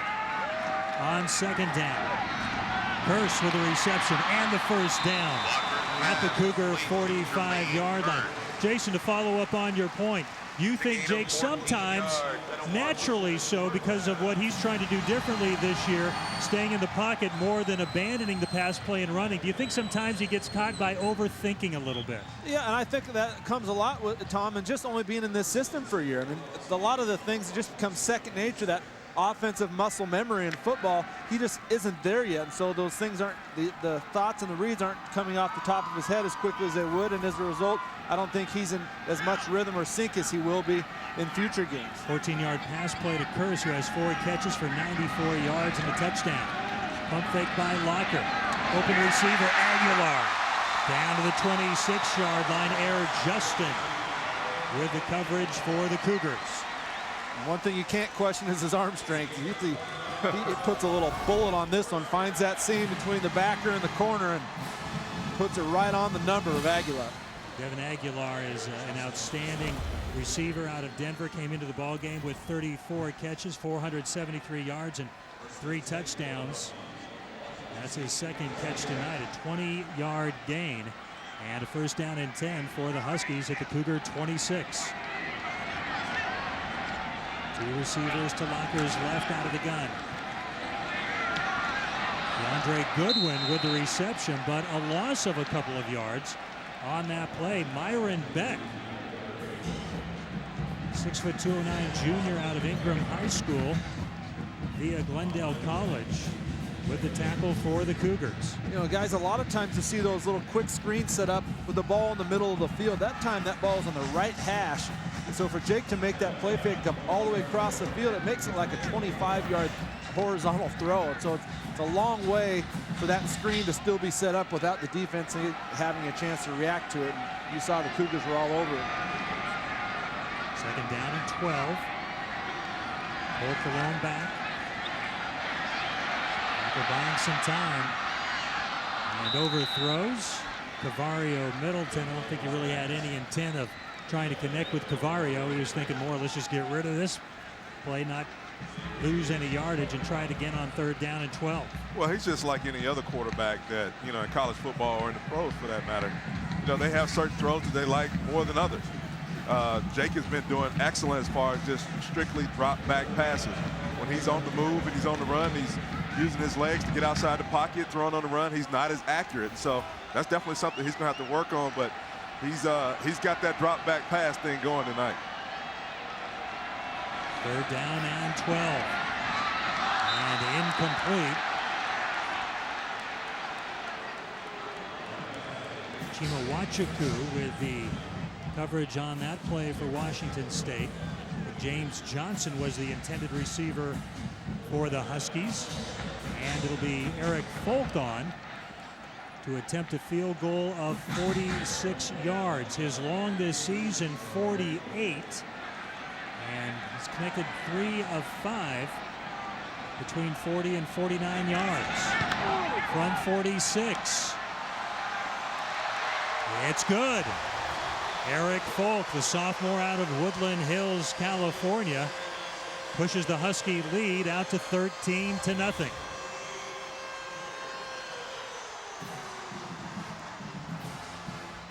At the crew getting ready, Damon Heward, Jason Gesser in the middle, Brad Adam, the Avatar halftime show coming your direction. Well, Jason's still smiling. His Cougars are down by 13, so he's holding out some hope. You know, one of the things that Steve Sarkisian said about his offense, though, that he would like for them to improve in, that he wasn't happy with, was their red zone efficiency. And there you saw them in the middle of the field. They moved down with excellent precision. Jake Locker spreading the football around, throwing it accurate, on time, making some great catches. But then they got down close to the red zone. They start bogging down. So that's an area they're going to have to improve on. You don't ever want to look down the road to the next game or anything like that. But going into next year, that's going to have to be a point of emphasis for them. Fan Pulse update, most likely outcome in this contest. Huskies win easily, has moved ahead of Cougars win. You can still text A, B, or C to 95323. Folk with the kickoff. Taken by Carl Winston.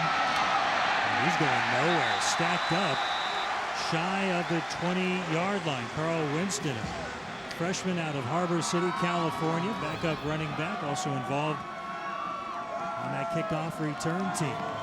We talked about the youth on both of these teams. Carl Winston, one of 13 freshmen the Cougars have rolled out there this year. And as frustrated as Washington State fans may have been over the course of this season with the lack of results, when you throw that many kids out there, you're bound to have some issues. The exciting part is you talk with anybody on that Washington State staff, and albeit they're not getting the short-term results, they're as excited as heck about the long-term possibilities of these young kids they've got in their program.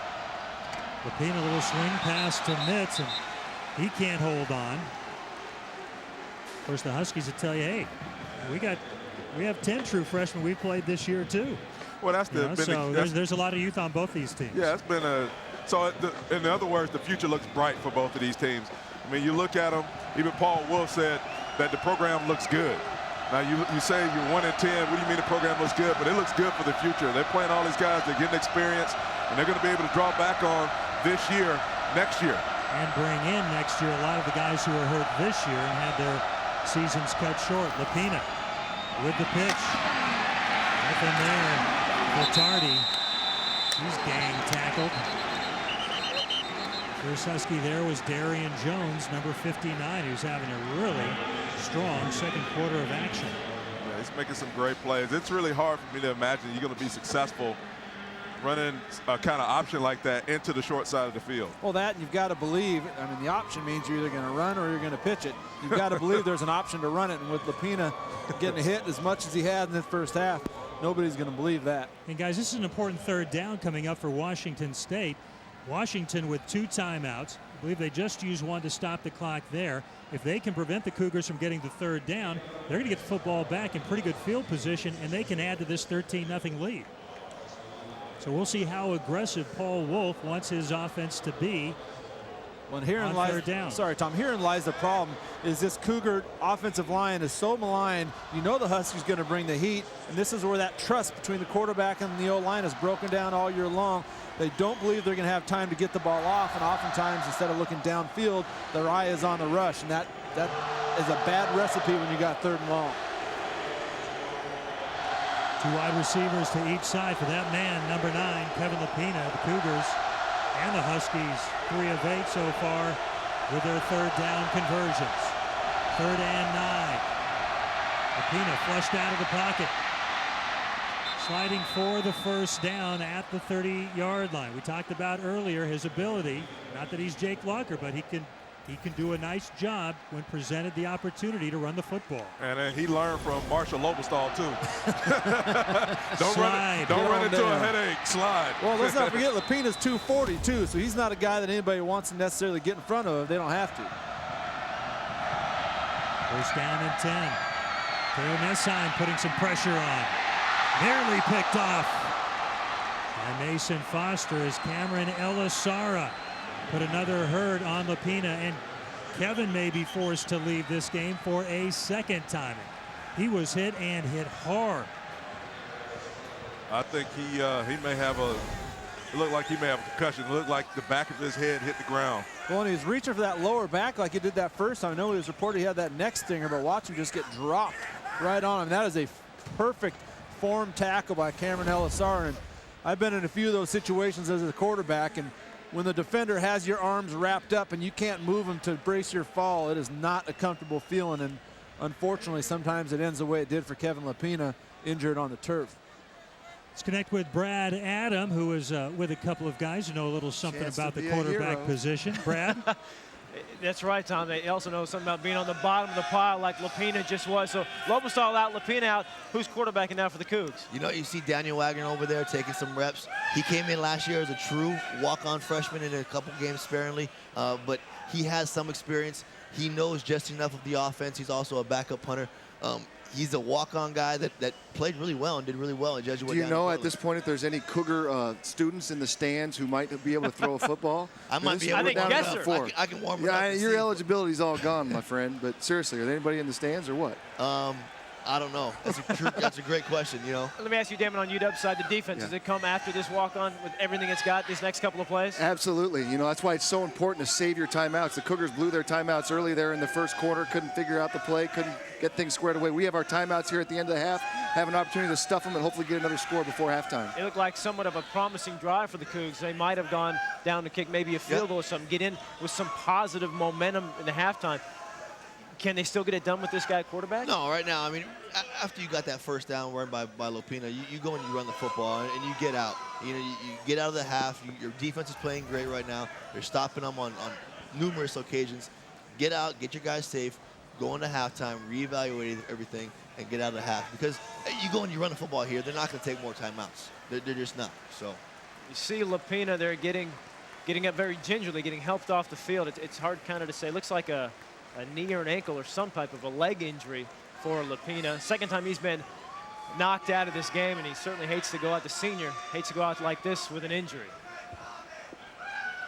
Anytime, trust me, anytime you get hurt your senior year and you got to leave the game, it sucks. It's not something fun you look forward to or anything like that. It's just part of the football game and part of the situation of, you know, life. So Damon, how about if you're the walk-on, third string going into today's game, not expecting to play. Now here you are, you might have to play the entire second half. Well, I know he's a little nervous, but what a thrill for this guy. What a thrill and what an opportunity to make a name for himself, to make history on the biggest stage in Washington, the Apple Cup. So here he has this opportunity. It's still a tight game. You know, it's close enough to where he's going to have a chance. But boy, this Husky defense looks good today, and I think he's going to struggle.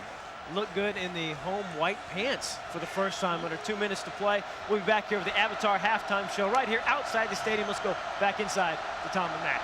All right, guys, second down and 10 as Dan Wagner now directs this Cougar offense. Dwight Tardy out near the 37-yard line. That'll bring up third down. Going to see if the Huskies decide to take a timeout here. They'll let the clock roll as it ticks away. 1:37 left in this first half. Dan Wagner, 6'2", 210 sophomore out of Jesuit High School in Portland. Third down and 3 for the Cougars. Very difficult circumstance, certainly, for Wagner to come onto the field as you look at him. It's got to be hard looking over to that sideline, trying to wait to get the play. Play clock at 6 seconds. And the handoff to Tardy.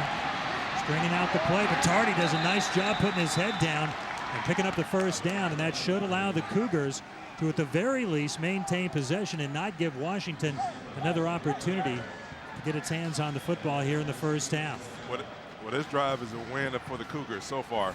They've been able to run the ball more effectively with Tardy back there, just handing the ball off to him, pull both the guard and the tackle around, get somebody in front of him, just make it soft for the big tailback. Well, you guys, I think also when you see both your first and second string quarterbacks go out from taking hits, you got to take a little onus on yourself, rear the offensive line, and start getting after it a little bit. And I think you certainly see a little fire lit under all these guys those last two runs.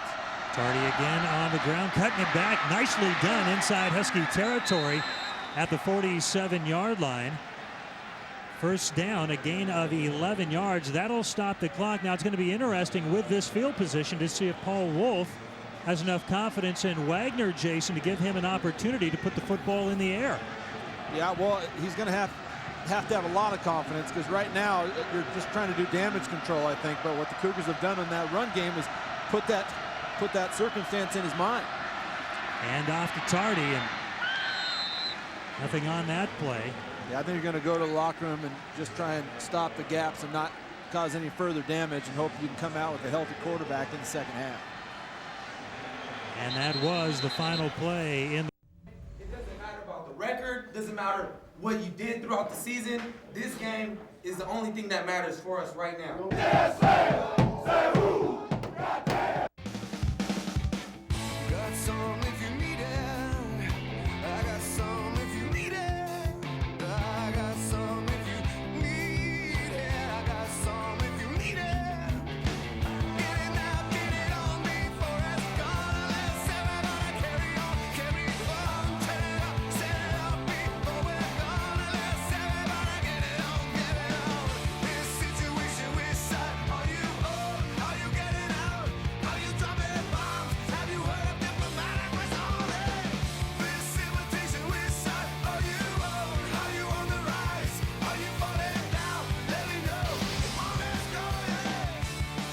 Welcome back to Husky Stadium as we get ready for the second half of the 102nd Apple Cup. The Washington Huskies leading the Washington State Cougars by a score of 13-0. Tom Glasgow alongside Max Strong. And Mac, as we look ahead to the second half, obviously the key will be, can Marshall Lobestall play for Washington State at quarterback? That certainly gives them at least an opportunity, a much better one than going with Dan Wagner, who would be in a very difficult circumstance. Yeah, Dan Wagner would be like putting a deer in the headlights, I think, and playing in a big game like this. So you would hope that Lobestall can get back in the game. And so we'll see what they can do. The other part of it being down just 13-0, they don't have to abandon the running game. And that has certainly been an issue at times for this Washington State team this season. They would get so far behind that they have to turn away from a running game that on average this season generates just about 73 yards per contest. So if they can still blend in some of the run, that certainly again could help take some pressure off Lobestall if he's the quarterback, and Wagner if he's the quarterback. Right. Well, you like the way that they ended that first half because they started to generate some momentum in that running game, got a couple of first downs, and let's see if they can start off the second half the same way that they ended it. And we are underway in the second half, and it will be Cougar football, and it does appear as though Marshall Lobestall will bring the Cougar offense out onto the field with a first down and 10 at the 25-yard line as you look at Dan Wagner. Well, guys, and regardless who starts a quarterback for the Cougars this second half, it's going to be on the offensive line to provide protection for anybody back there. Allow them to trust the play, set up the time for the play so they can convert. And remember, Lobestall was shaken up with helmet-to-helmet contact in the first half, handing off the ball to James Tardy. And Tardy out across the 30-yard line. Excuse me, Dwight Tardy with the carry. Well, that's the good start to the second half. That's what you want to see. Hand the ball off to the running back, let him make some yards, take the pressure off the quarterback, especially now having to drop back with a shaky offensive line and to be able to try to make some plays in the second half. Dwight Tardy with 8 carries, 26 yards, the leading rusher for the Cougars here tonight. And again, if you're just joining us and you're wondering what is going on offensively with Lobestall looking to the sideline, this is how the Cougars do it. He'll look over to the sideline, get the play, and the execution, another handoff to Dwight Tardy. And that'll bring up third and short for the Cougars. Well, you see Dwight Tardy, I mean, just banging it up there and getting a couple of good hard yards. But one of the things that Paul Wolf said that he wanted in order for this offense to develop some consistency is there has to be that trust factor in place. He has to trust that his offensive linemen are going to block the guys that they need to up front, and he'll be able to step into his throws and deliver the football.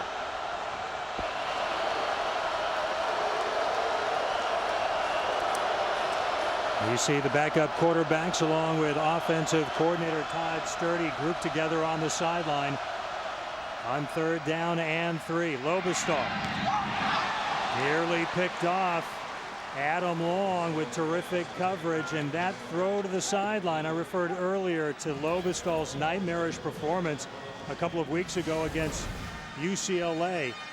It was the throws to the sideline that those corners were able to break on and come up with interceptions, and the Cougars dodging a bullet right there. We see Todd Sturdy talking to Lobestall on the sideline. That out route right there is so much based on timing. Lobestall started on the opposite side of the field. By the time he came back, the receiver was well out of his break already, and that gave Long a chance to break on the route and be in position for an interception. Kevin Aguilar fielding the punt from Reed Forrest. Good punt for the Cougars as Huskies will take over after a modest return by number 9. Jake Lunker heads out for his first possession here in the second half. Jake 10 of 19 in the first half, 144 yards and a touchdown. That's a 50-yard connection to Jermaine Kearse. So the Huskies will have it first down and 10 at their own 25-yard line, looking to really put a hurt on this Cougar football team if they can add to a 13-0 lead. 2 wide receivers to the right for Locker. Polk with room and out near a first down at the 35-yard line. Well, that's one thing the Cougars don't want to see. Is they won't want to see a healthy dose Chris Polk this second half. Let me tell you something, because this guy, once he gets going north and south, he's hard to bring down. There you see him just dragging a guy for about another 2 yards to get the first down. Xavier Hicks Jr. with the stop for the Cougars, but not before a new set of downs for the Huskies. Locker will operate out of the shotgun on 1st and 10 from his own 35.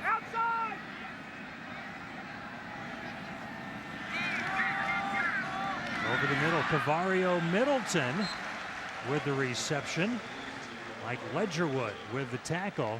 Cavario Middleton with his first catch in the game, and of course on Monday he made a little bit of news regarding the Apple Cup. He was asked by a local reporter what he thought of the point spread of about 24.5 points, and he said, I don't know much about that. Our plan though is to score 50.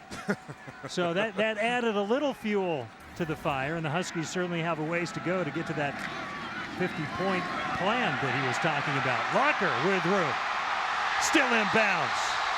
Actually called out at the 41-yard line. Well, here you can see that Washington and Washington State went in the second half and tried to make halftime adjustments, and they probably saw something in the first half where they could get Jake Locker out on the corner, play fake, just freeze the defense for a second, let him get out on the corner, use his speed. Great first down right there. If he hadn't stepped out of bounds, it'd have been interesting to see if he would have been able to take it the distance. Number 43, Alex Hoffman-Ellis, just getting enough contact on Locker to get him maybe out of bounds by about a half inch, but it was a huge half inch. The Huskies now operate 1st down and 10 at the Cougar 41. 3 carries for Jake Locker, 28 yards. That one a 16-yard run. Pitch by Polk out of the backfield. Gain of 2 on 1st down. Guys, on that previous run by Jake Locker down the sideline, we talked about all the great things that defensive end Travis Long has done for the Cougars in his true freshman year. That time they picked on him a little bit and did a little zone read. He's just reading Long. If he crashes down, he keeps it. If he stays a Locker, he doesn't. Long crashed down and turned into a big play for the Dogs. Today's 1st and 10 marker is brought to you by the Emerald Queen Hotel and Casino. 2nd down and 8. Locker with 2 receivers to his right. Aguilar and Curse. The handoff to Polk. And nothing there. It's defensive penetration by that Cougar defense. You look at Andy Mattingly, number 45 right there. Also Hoffman-Ellis. Ledgerwood has had a very productive night. 8 tackles in the first half for the backup linebacker out of Kennewick, number 44. Well, they dropped the safety down in the box to help support with the running game against the run. So if Washington can see that and they can make an adjustment at the line of scrimmage, they could probably hit it for a big pass, having a single safety in the middle. 3rd down and 7.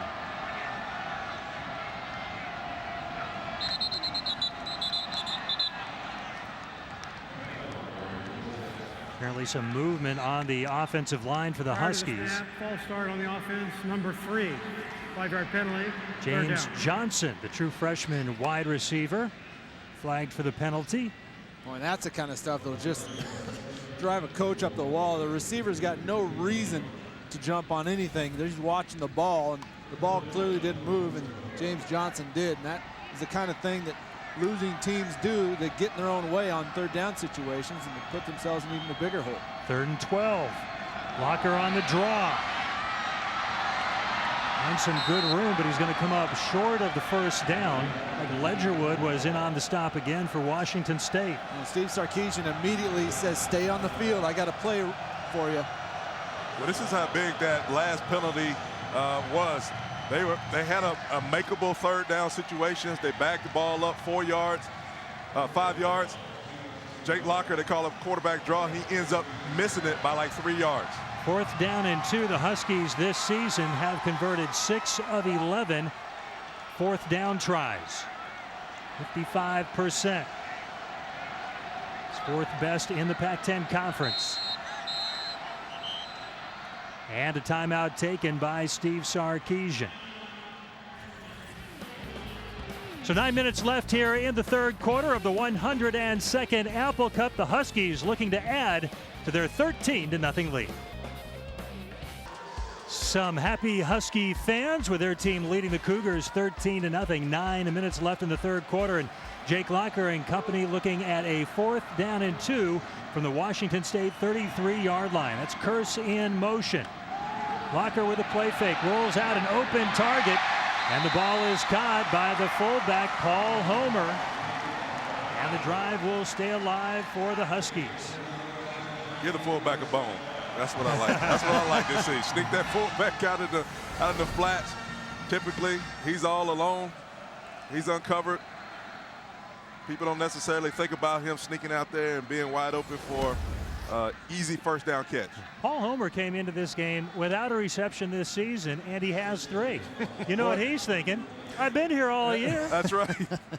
Well, they didn't make that look easy, though. 2 yards was, they had to work hard for that. I'm not going to blame it on the fullback, though, Mac. Don't do that. Locker to Goodwin. DeAndre Goodwin with a nice pickup and a flag on the play. This one may go against the Huskies for an illegal block. Andy Mattingly with the stop for Washington State. See, that's what happens. You get those fullbacks out in space too much, Mac. They get called for a holding penalty. All the more reason why you need to get those guys out there and be more familiar with it. Don't wait till the Apple Cup to play them out there more. 10-yard penalty, spot on the foul, first down. All right, it was a hold against Paul Homer. We'll take a second look at this. Come on, Paul. Make a play. Oh, you got to let go right there. You know, never a good idea, especially a bad idea when you're about 3 feet from the official. No, you can't get your hands on the outside of a guy. You got to get him on the inside. That way the referee can't see that. Well, he's used to blocking guys that have a whole lot more inside to grab. That Air Justin is all about 160 dripping wet. So first down and 15 now for the Huskies. I formation. Play fake. Locker with a lot of time. Wide open, it's Homer, his new favorite target, and the fullback down near the 22-yard line. So Jason, talk about this. Again, here's Paul Homer, no catches coming into this game. Now he has 4. Obviously, this has been game planned specifically because of something Steve Sarkisian saw in that Cougar defense. Well, I think one of the things that the Cougars do, because of personnel, they play a real loose covered zone, which leaves a lot of underneath stuff. And certainly within a game, you'll game plan certain plays. You're not trying to get a ball to anybody necessarily, but you take what the defense gives you, and Jake's doing a good job of finding number 30 here tonight. An 11-yard gain, second down and 4. Polk, out of room, first down and more for Chris Polk, down near the 12-yard line. One of his better runs in this Apple Cup. As the Huskies are threatening deep in red zone territory. So your Paul Homer is just getting it done here in the second half. Here you see him sealing the defense, making it very easy for Polk to get outside and get that first down. Huskies this season in the red zone, 33 trips. They've scored 28 times. That's a combination of touchdowns and field goals. They've scored 16 TDs. It's 48% clip. Let's get a good look at Mike Ledgerwood. Number 44 for the Cougars. First down and 10, Washington at the 12. Locker with room. Jake Locker down near the 2-yard line, maybe the 1. Jake Locker using that speed from the quarterback position. Well, he's just so dangerous. I mean, they've been kind of holding him in check. I think he's been holding himself in check in the first half, not running the football, keeping his eyes down the field, looking for an open guy. And now they just told him the second half, hey, if you see something, you go get it. Well, I'm right down here on that goal line, fellas. He almost lost that ball as he had that collision with 2 Cougar defenders. Lucky for the Huskies, he was able to hold on to that as they're now first and goal just inside the 2. 11-yard gain for Locker. First down and goal for the Huskies. Polk, touchdown.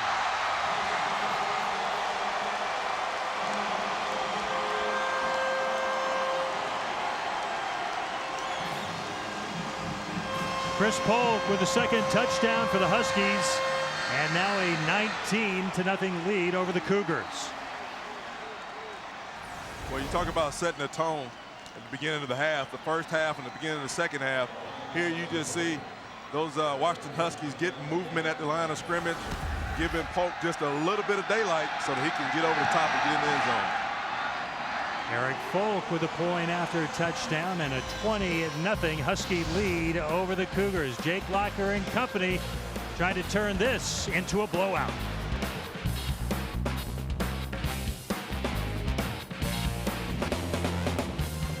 Welcome back to Husky Stadium in Seattle, the 102nd Apple Cup, and the Washington Huskies in front of the Washington State Cougars 20-0 as you look at Chris Polk, who scored that last TD from a yard out for the Huskies, and he'll get right on the bike and stay loose for the next offensive possession for Washington as Eric Folk kicks off. Winston with the ball at the 10-yard line for the Cougars on to return. Straightened up at about the 23-yard line.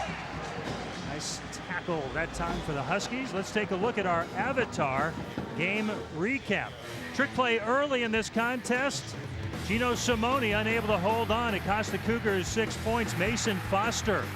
Nice read on that play. Jake Locker, the first touchdown of the game, 50 yards to Jermaine Kearse in the second quarter. And oh, it has been a rough night for Kevin Lapina, knocked out of this football game on 2 occasions.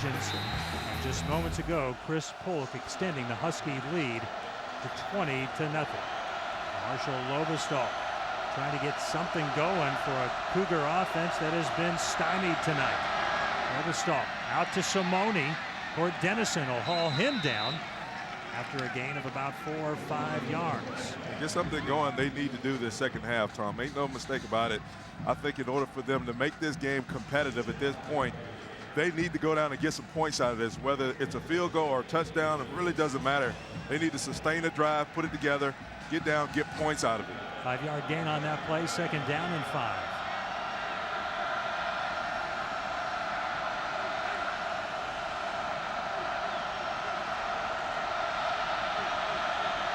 Clock at 10 for Lobestall.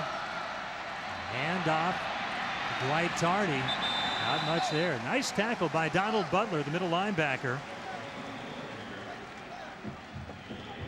That's really the strength of that Husky defense, Mac, those linebackers. Foster, Butler, E.J. Savannah before he got hurt, but Court Dennison has done a nice job filling in for him. That's the thing that I think really makes this defense go, is that they all can run. And at linebacker position. Foster's forced 5 fumbles this season. That's tops in the conference. Third down and 4 for the Cougars.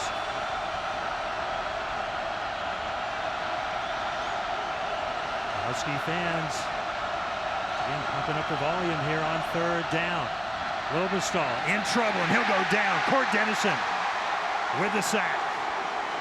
And just as we're talking about those young linebackers, here you go see Court Dennison get in there and for a big sack. Second sack of the season by Court Dennison. Jason, very difficult. It's going to be now the rest of the way, I would think, for Lobestall. They've got to turn away from the run, go more to the pass, and that Husky defense just getting those starting blocks and go. Yeah, they know they're going to be throwing the football, and as a quarterback, you get to that situation where you get hit a lot, and all of a sudden you feel that pressure even sooner than maybe it's getting there. So your reads are getting made a lot faster. You're not getting rid of the football, and you see what the end result is, either a sack or sometimes a bad throw. Marshall Lobestall feeling the heat from Court Dennison, and certainly more heat coming his way with his team down 20.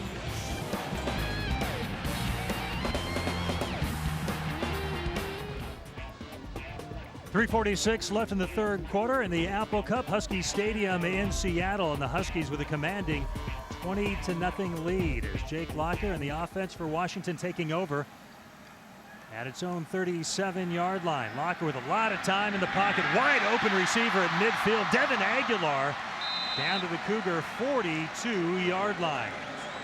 And with all that time, those Cougar defensive backs could not hang with Devin Aguilar. No, he had a lot of time sitting in the park, and I'm sure Marshall Lobestall was wishing he was on the other side, wishing he had that kind of time to find open receivers. But there you see Devin Aguilar just sitting in that hole right there and waiting for the ball to get there. Made some good things happen. Linebacker Myron Beck just simply lost Aguilar, a 21-yard gain for the Huskies and a first down. Locker picked off. But Xavier Hicks Jr. with the interception, still on his feet at the 40. And finally brought down around the 41-yard line. Xavier Hicks Jr. with the interception. Junior out of Fullerton High School in California. I tell you what, Tom, that's one of the hardest throws to throw as for a quarterback. Maybe Jason can speak to that a little bit more than I can, but trying to throw over a guy in the hole when you got a deep defender and you have a shallow defender trying to squeeze the ball in between them and get a little bit of air under there, that's very hard to do. Well, in my estimation, watching that play, I think Jake made his pre-snap read. He never came off of it. Saw what he thought at the line of scrimmage was the coverage that was going to allow that route. Then he just stared it down the entire way. And with Xavier Hicks, you've been back there for the last 3 years. All you got to do is read the quarterback's eyes, and you got to put that one on Jake. Double reverse here for the Cougars. Daniel Blackledge forced out of bounds after a short game. You see Foster using his speed to run that play down from the back. But, boy, I tell you what, when you throw interceptions, this is what happened to you. You got to keep your head on the swivel out there, Tom, especially if you're the quarterback, because everybody's going to take a shot at you when they can. That was Casey Hamlin delivering the blow against Jake Locker. 4-yard gain on that last play for the Cougars. Trying to generate some offensive momentum in the wake of that interception. Dwight Tardy, nice cutback move. Tardy at midfield. Leaps over one of his own players and is down at the Husky 45-yard line. Boy, you got to get the feeling that that interception gave the Cougar offense a little bit of life. These guys have been playing a lot more inspired on these last 2 plays, especially running the football, which is something they haven't done well up until this point. Jared Carstetter making a nice human hurdle for Tardy to deal with right there. Tardy couldn't believe he was that wide open in the second. Found some breathing room. They are now up to, as a team, 59 yards rushing on 23 carries. Tardy 11 carries for 40 yards. Play fake. Lobestar in trouble and drilled. Remember, he's been knocked out of this game already as Nate Williams came up from his strong safety spot. A little bit of a hurt on Marshall Lobestar. Well, you see this, I mean, Marshall Lobestar is forced to throw across his body. They bring a little safety blitz. It's a pressure that they have not seen yet tonight. Lobestar caught off guard by it and saw it just in time, ready to get rid of that ball so as not to take the big loss. Second down and 10 at the Husky 44.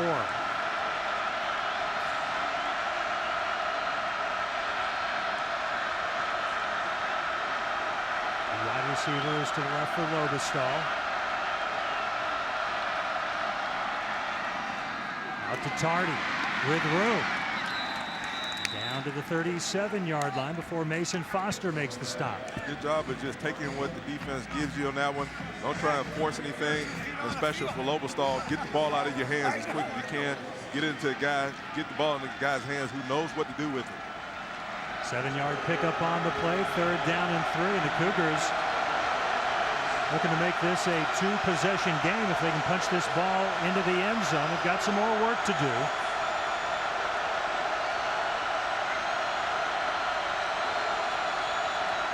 Husky Stadium starting to vibrate. Lobestar, terrific pass and just a flat-out drop by Jeffrey Solomon. So here's the question now for Paul Wolf. I don't think there's any question to it. I think you go for it. At this juncture in the game, you got 1:31 left in the 3rd quarter. They're down by 20 points. I think to get anything going, make any kind of a spark for their team, they've got to go for it. 4th down and 3. Solomon to the left. Carstetter and Simoni to Lobestar's right.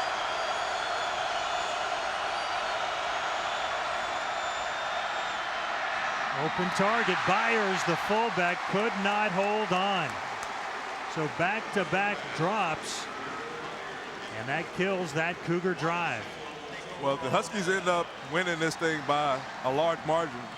The Cougars are not going to have anybody to blame but themselves, because they've had a lot of opportunities in this football game to make plays, and they didn't capitalize on them. They've had a lot of balls they've dropped, ended up on the ground, trick plays that they missed for a touchdown. These are things that they're going to have to correct if they want to be a good football team. 1:25 left in the 3rd quarter. The Huskies take over at their own 37-yard line. 1st and 10. There's Curse in motion. Polk with room. And again, Chris Polk, after contact, is really at his most dangerous because he keeps those legs churning. Well, you understand why he's averaging 5 yards a carry in the Pac-10 conference. I mean, that's unbelievable considering that he's just a freshman too, and he's a very hard runner. He knows how to keep his legs moving and to give the defender the smallest part of his body to hit. 9-yard gain before Air Justin made the stop. Second down. Polk with a first down. Let's look at the scoreboard. They had it as 5th down. I did not realize there was one available. But you know, it's the Apple Cup. All bets are off. Anything can happen. It's like the 19th hole. That comes a little bit later. I see. All right, Polk now at 17 carries for 67 yards. And again, tonight he has an opportunity with 98 yards. He would set a freshman rushing record of 987 yards. Flag on the play. This one will likely come back. That freshman rushing record held by Jake Locker of 986 yards, and Polk needing 111 yards tonight to get to 1,000. Holding on the offense, number 56. The 10-yard penalties from the previous spot. First down. Senio Calamete, starting right guard. Look at Polk, 44 yards now away from becoming the first UW freshman to rush for 1,000 yards in a season. And this is a young man, Steve Sarkisian said, we didn't know what we had. You know, he was hurt last year. We come in. Is he a guy that can be our go-to guy, or are we going to have to use a number of backs? And it didn't take long for Chris Polk to let that coaching staff know he could be the man. That's a guy that knows something about that role. Jake Locker down to the Cougar 40-yard line on the final play of the third quarter. What? Take a look at Jake Locker. Little pump fake. Nobody open. That's nice. I mean, you want to talk about being able to stay in the pocket and throw the football when you can. But I tell you what, he's dangerous when he tucks it, he runs with it. 15 minutes left at least in the Apple Cup, and the Huskies with a commanding 20-0 lead.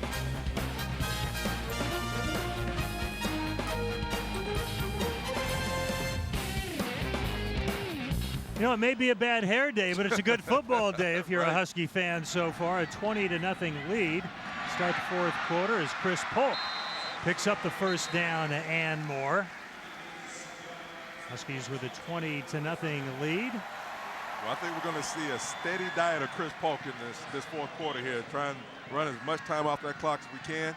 And, boy, I tell you what, you're seeing kind of the war of attrition here a little bit. The first quarter, second quarter, he wasn't getting very many yards. Here in the third and fourth quarter, he's starting to get them in bunches now. 7-yard carry before he was brought down by Andy Mattingly. First down and 10 at the Cougar 34-yard line. Locker with a play fake. And a lot of room to run. At the 25, cuts it back in and knocked down and knocked forward down to the 22-yard line. Well, the thing you love about that kid watching him run the football is he's always trying to find a way to get more yards. He's not running out of bounds. He's not just going to slide. He's going to find a way to get extra yards. Look at him cutting back into the middle of the field. And there's Casey Hamlin again on top of Jake Locker. And while we're talking about him, what a difference a year makes. Last year at this time, Casey Hamlin is a member of the Western Washington University football team, and the Crooks up there ended that program. And Casey Hamlin now has been playing with this Cougar football team all year long and starting most of the year, doing an excellent job. Jake Locker with a handoff to Polk. Flag on the play. By the way, with that last scramble of 12 yards, Jake Locker became the Huskies' leading rusher tonight. 7 carries for 79 yards. For those of you that do not know, Mr. Stiles is a former quarterback at Washington State University. Right. And certainly... There were 2 fouls in the play. Holding on the offense, number 71. Personal foul, face mask on the defense, number 26. Those penalties offset. Replay. I think I said Jason at Washington State, Western Washington University, and they eliminated their football program It's about a year ago. Jason's got some strong feelings about that. He does. Casey Hamlet, though, has landed on his feet and out of Edmonds Woodway High School, and then went to play for the Vikings. And the young man, some calls were made, and he's made the most of his opportunity in Pullman. He sure, and he's done a great job stepping right in. I think it speaks a lot to that level of football and to the willingness of Casey Hamlet to take a challenge on and meet it head on. He's done a heck of a job.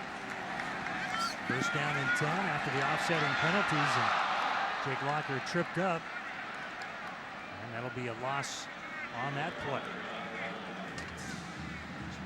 Let's check out our fan pulse. Who is the star of this Apple Cup game so far? A, Jake Locker. B, Jermaine Kearse. C, the Husky defense. You can text A, B, or C to 95323, and we'll get you some early results in that polling here shortly. Second down and 15. I think all those guys have made a great case for themselves tonight. The defense has done an outstanding job. They're pitching the shutout so far. Polk alone in the backfield. Big hole. He may take it to the house. Down to the 5-yard line. Chris Polk. Tripped up by the last defender who had a shot at him. Might need to put Polk on that list. I don't think he feels very good about being left out of that one. There you see a huge block there by Ben Osai, knocking down two people. Chris Polk hitting it right at the same time that Osai makes contact with the defender down inside the 6-yard line. 21-yard gain, 19 carries, 95 yards for Chris Polk, who's on the verge of eclipsing the freshman rushing record held by the guy running the football right now, Jake Locker. With some room, Jake Locker, touchdown, Washington, but a flag on the play. It's going to be a block in the back, guys. That defender turned in to make a play on Jake Locker, and that receiver all he had to do was just get in his way, but he put his hands on him. Wouldn't be surprised if that was the call. Holding on the offense, number 1. 10-yard penalty from the spot of the foul. Repeat, first down. So this one comes back. That is a very, very common mistake. I think it's a common mistake made by receivers, guys on the outside trying to make those blocks. When those guys turn their backs, you got to put your hands up and let them go. Just stay in the way. And also, as a runner, when you're running the football, you got to understand that the more you keep bouncing the play outside, the harder it's going to be for those guys to block the defender legally. Well, Jake Locker, currently voted the star of this Apple Cup. 50% of the vote. Husky defense with 42%. And still voted 9-5-2-3-2.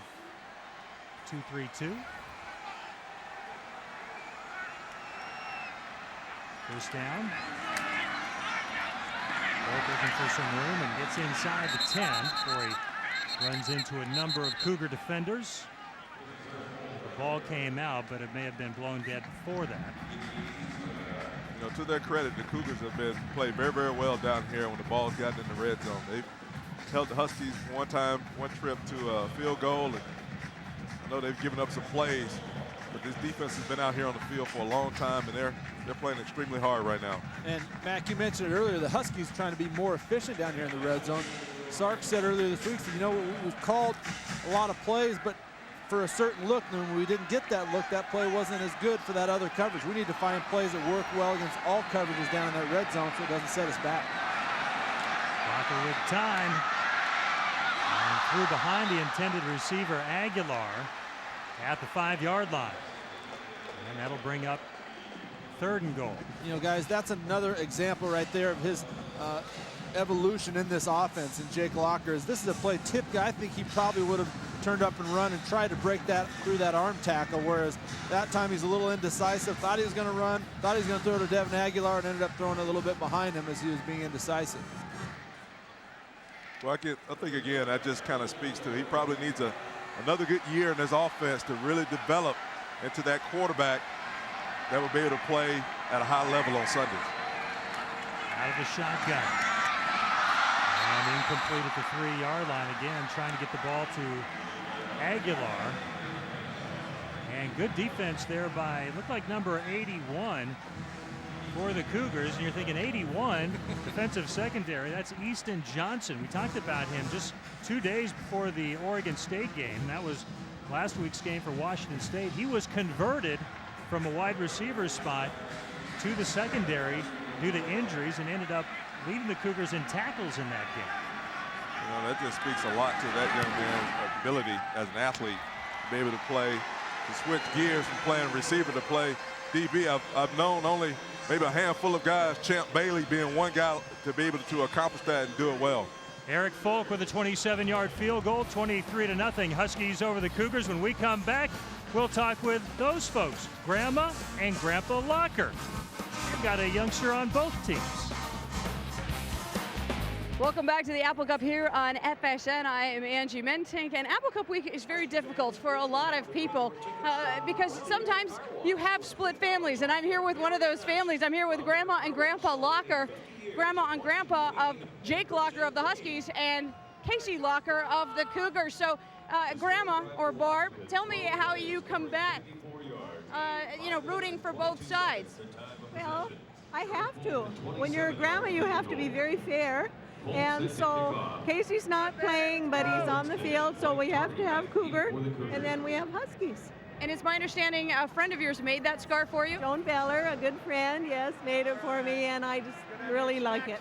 All right, so you have a W on one cheek and a Go Cougs on the other. And Grandpa, if we can ask you real quick, I know you guys had Thanksgiving, so was there lots of fights over mashed potatoes with all those Huskies and the Cougars in the same house? Well, they didn't fight over it. We had Casey came home from Washington State, Brady, his brother, older brother from Western Oregon, and then Jake came up on Thanksgiving morning, and it was fun having them all there. We had 10 of our 12 at our Thanksgiving, and it was fun. Grandpa, thank you very much. We appreciate it, Hugh. And guys, there is a tailgate afterwards where both the Huskies and the Cougars, the whole entire Locker family, will be together. All right, Angie, thanks so much. We have an injured Cougar on the play after that kickoff return, and I've not been able to pick up his number. But a big hit delivered on the returner, Carl Winston, by Nate Fellner. Winston, number 32.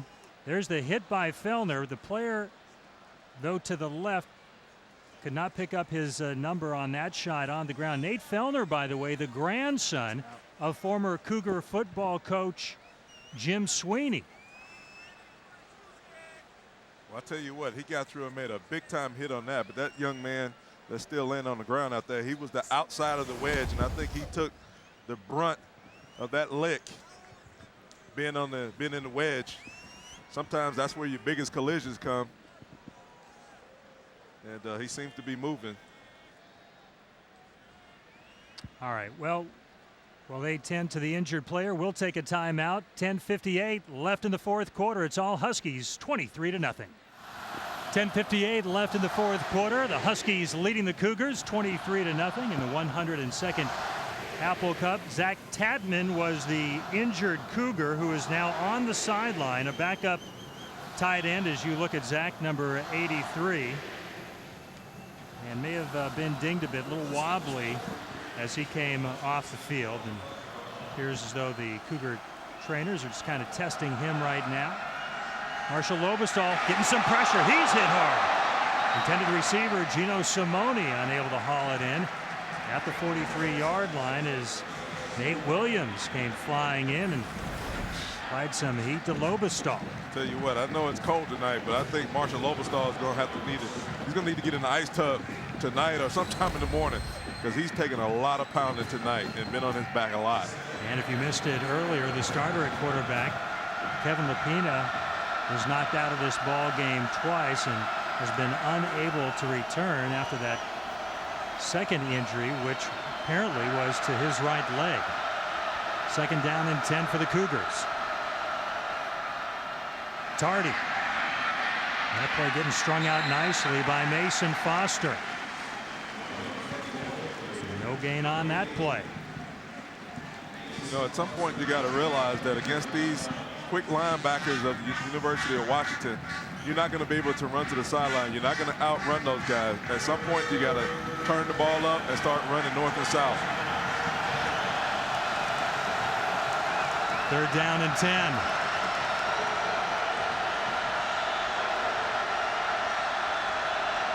Arstetter out wide right. Simone in the slot to the right for Lobostal.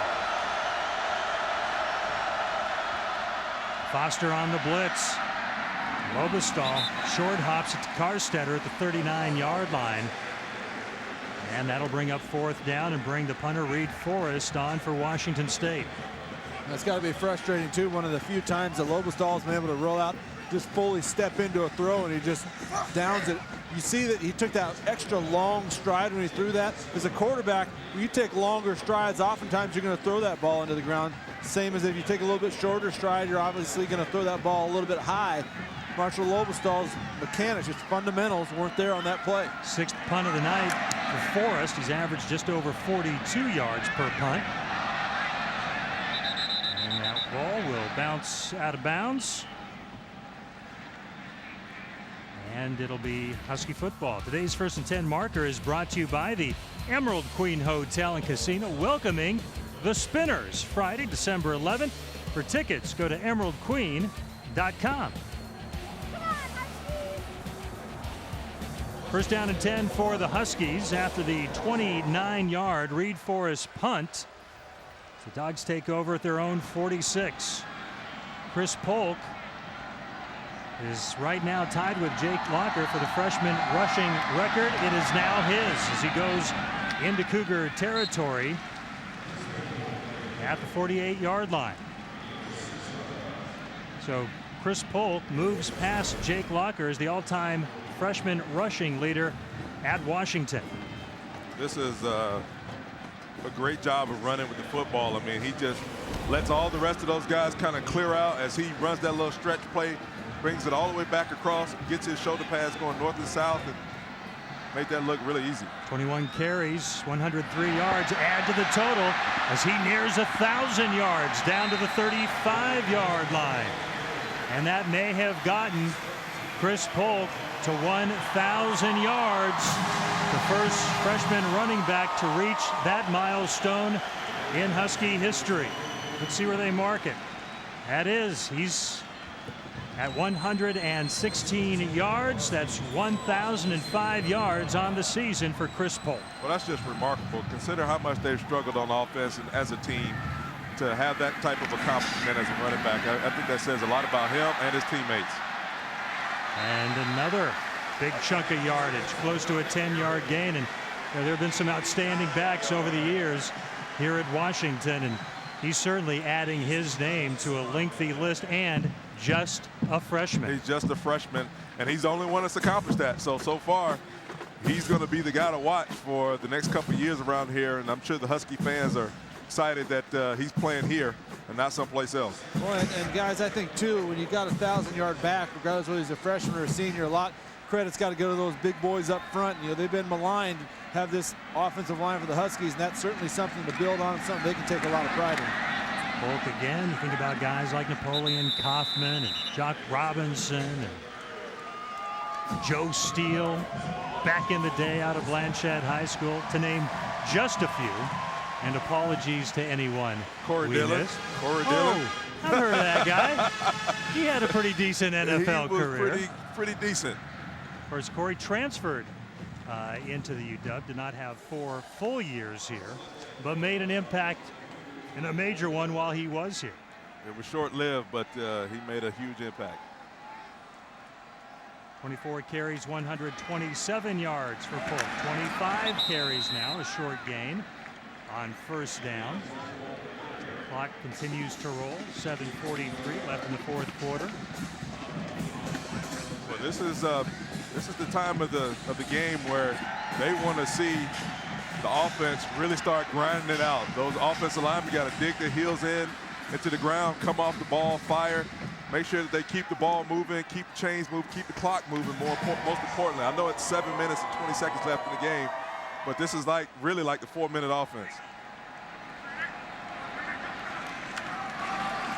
Locker with the pitch. Demetrius Bronson, Polk's backup, close to a first down before he's knocked out of bounds. Mike Ledgerwood down there. Also Terrence Hayward for the Cougars. Yeah, you got to be very careful. I noticed this kid not necessarily used to carrying the football a lot, but luckily he switched that ball, gets it in his outside arm, but you don't want to fumble the football. You don't want to get out of bounds. What's important about the 4-minute offense?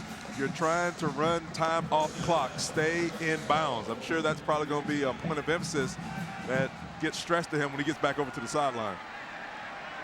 Here's Bronson, a freshman. Locker still with the football, with room. Cuts it to the outside. And is it a touchdown? It is for Jake Locker.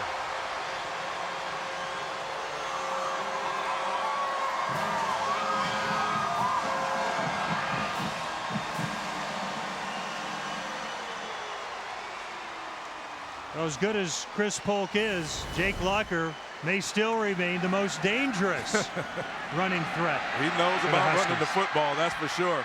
The other night, if you were watching that Texas A&M Texas game, you saw Colt McCoy throw for 300, run for like 170 yards rushing. And I think Jake Locker is a better rusher than Colt McCoy is. Sky's the limit with him. He's a dynamic player, and with him back there in the backfield, sky's the limit for the Huskies. It's all Huskies, up by 30 on the Cougars. Jake Locker with a 15-yard scoring run, extending the Husky lead to 30-0 here in the Apple Cup. That's a pretty decent day for Jake. He's as dynamic a player as there is in college football. Winston with the return, and not much there as he's brought down out near the 17-yard line. Congratulations from Chris Polk to Locker, and from Locker to Polk. So both with some very special moments on that drive. Jake with a touchdown, and Polk not only setting a UW freshman rushing record, but becoming the first Husky to rush for 1,000 yards as a freshman.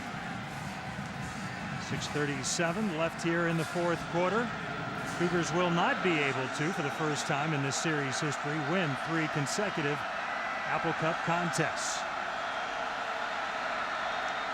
Robestall with 2 wide receivers to each side. Carstetter, gain of about 4 yards on the play. Who's to start today's game? Jake Locker, 48%. Husky defense, 41%. You can vote at 95323 A, B, or C. The B being Jermaine Kirsch. Jermaine's got a lot of room to make up. Probably put Chris Polk on that list.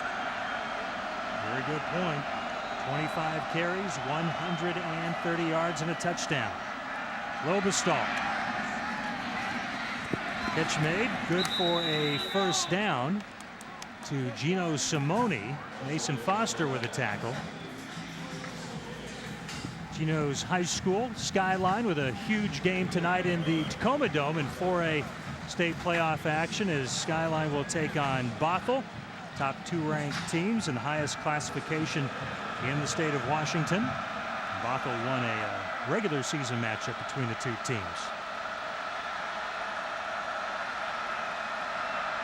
3 receivers to the left for Marshall Robestall out of the shotgun. First down and 10 as his receiver went down. Carstetter.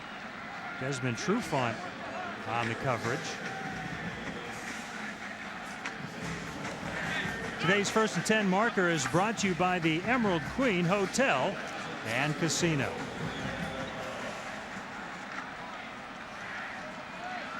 You know, talk about being positive, Tom. I asked Coach Paul Wolf, you know, what can you take away that's positive from this season? He's like, you know, all these kids know where they're at. They know that they're 1-10, and they know the work that they have in front of them in order to get to be a football team. The other thing he says, they're just taking on a challenge, working really hard, and having a good attitude. Loose football, knocked free by Josh Gage, and it looked like the Huskies recovered.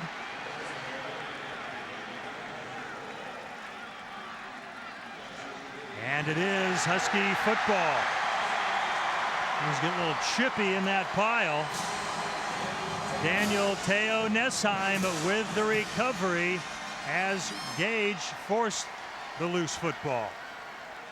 Yeah, Teo Nessheim being a senior, I'm sure that's probably one of those things that he'll remember. He'll take with him long after his playing days are over here. Last shutout in an Apple Cup contest, November 21st, 1964. A 14-0 ball game.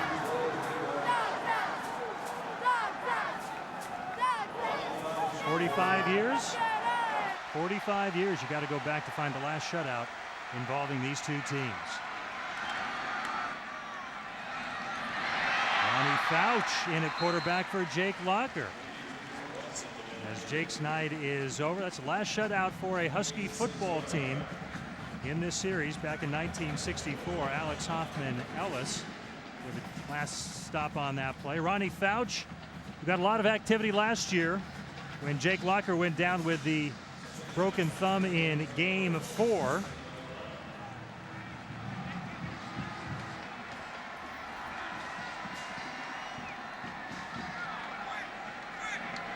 In 1968, the Cougars pitched a shutout in this series, 24-0 over the Huskies.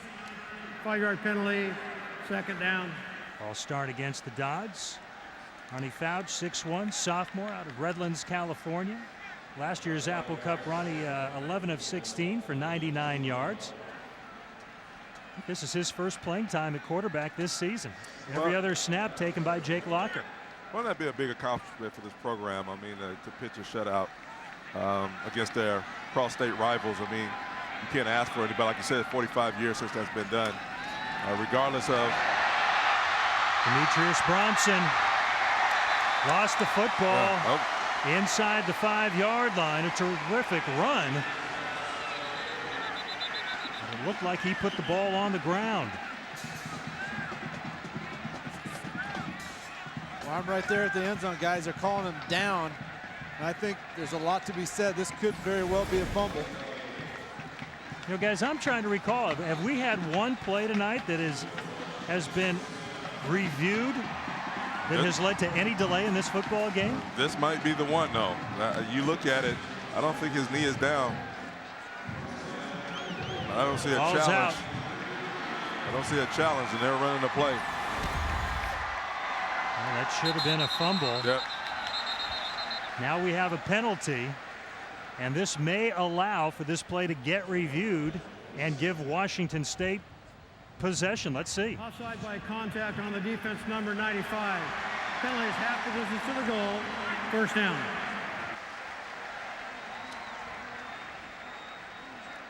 All right, Steve Sarkisian looking over the play.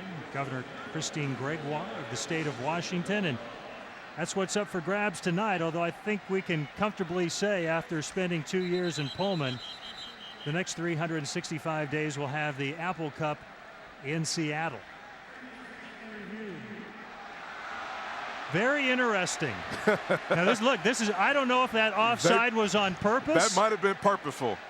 But either way, it's a huge break for the Cougars because this is going to be Washington State football. Very smart play if that's indeed what they plan to do. See the hit by Easton Johnson, the converted wide receiver. He started knocking that ball loose, number 81 right there. Hayward comes in. Yeah, he just pulled on it until it came out. And yeah, I think that's going to go Washington State's way. Well, this angle is definitive. That ball's out. He's not even close to the ground. Why it took him that long to review it, I'm not sure. The line judge on that side was real indecisive. I was standing right next to him and didn't know which way he wanted to go with that call. It was very, very late by the time he said that player was down. So on the field, it may have been some question, but clearly on the video, it shows that ball is loose. Well, it won't impact the outcome, but I would be curious if that was a Cougar defender intentionally drawing that penalty to prevent Washington from running the play. It is. That's a very clever heads-up play right there. So Bronson will likely get tagged with a lost fumble.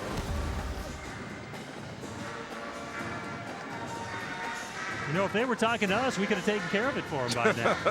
We'd have this all settled. That's right. We give the Cougars First the ball. and 10 for That's the Cougars. Right. We keep rolling.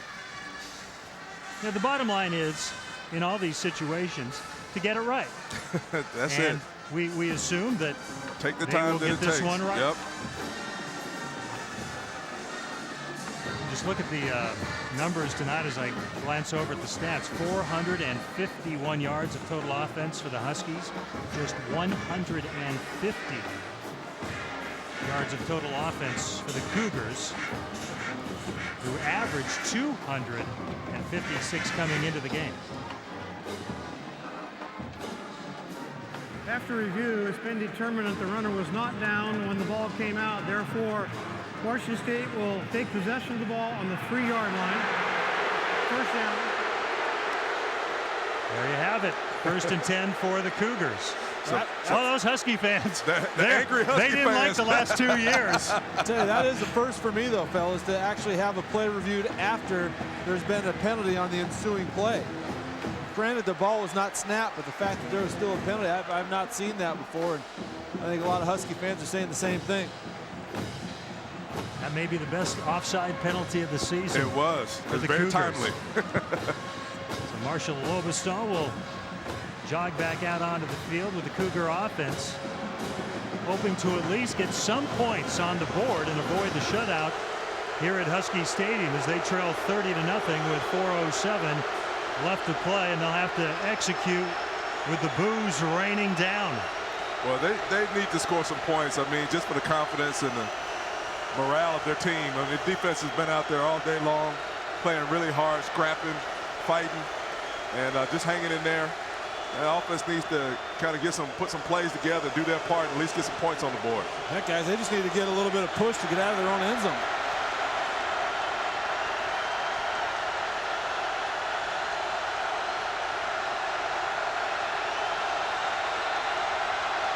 You can hear the fired-up Husky fans. The handoff to Tardy, and nothing there. Josh Gage, number 24, with the stop. 6'2", 225 senior out of Huntington Beach, California. Yeah, I don't know how confident they are of dropping back the pass, because you've been in your own end zone and you don't want to take a safety here. Loss of a yard, 2nd and 11.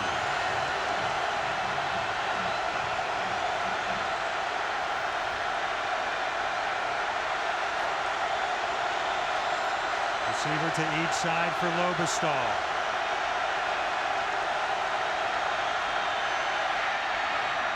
As a receiver and a first down, Daniel Blackledge with the catch, tackled by Josh Gage. Yeah, that was a great job by just a little 3-step drop. Get the ball out of your hand as quick as possible, run a little hitch right on the outside, make the catch and move the chain. First and 10 at the 15.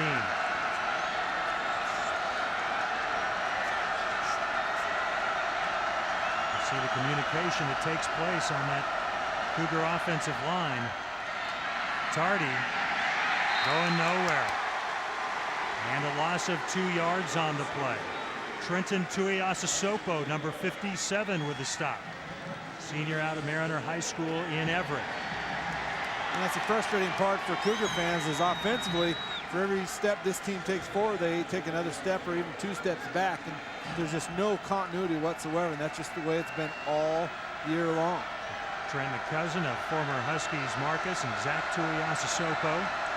2nd down and 12 for the Cougars. Lobestall with time, not anymore. And he's brought down. Tuiasosopo in on the play. Daniel Teo Nessheim as well. And that was a great job of just collapsing the pocket on him. He couldn't even scramble to get out of there. But, you know, I think Washington State's really making a case just about sort of the way that they get their information from the sideline. It's very distracting. Just sitting here watching it, I can't imagine what it's like as a player being out there and having to wait to get the play from the sideline each and every play. 3rd down and 15. 10 seconds on the play clock, and the play just goes in now. 4 seconds on the play clock.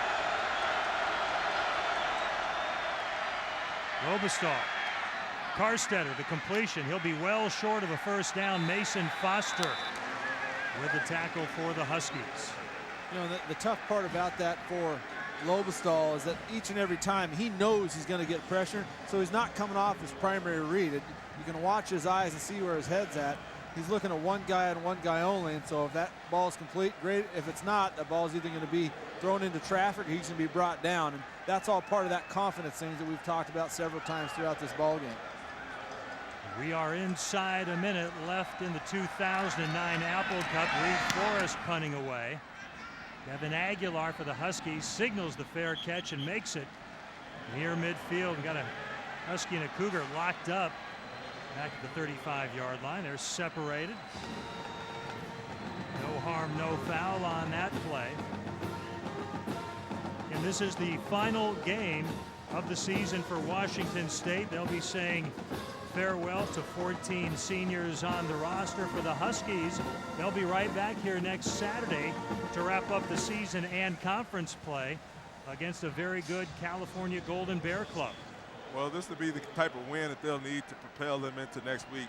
Get ready for that football game. That's going to be, I'm sure, a very hard-fought game. Couch with a handoff. And carrying the football, Curtis Shaw for the Huskies. Let's take a look at our Widmer moment. And it's Jake Locker getting it done on the ground. 10 carries, 94 yards through the air, a 50-yard touchdown on that play. Jake 18 of 28, 1 interception, 1 touchdown, 196 yards. It was a very Locker-esque performance as Jake Locker will be an Apple Cup winner for the first time in his career. And Shaw with the carry. 8 seconds, and that will do it. Domination by the Washington Huskies over the Washington State Cougars in the 102nd edition of the Apple Cup as the Huskies get it done 30-0.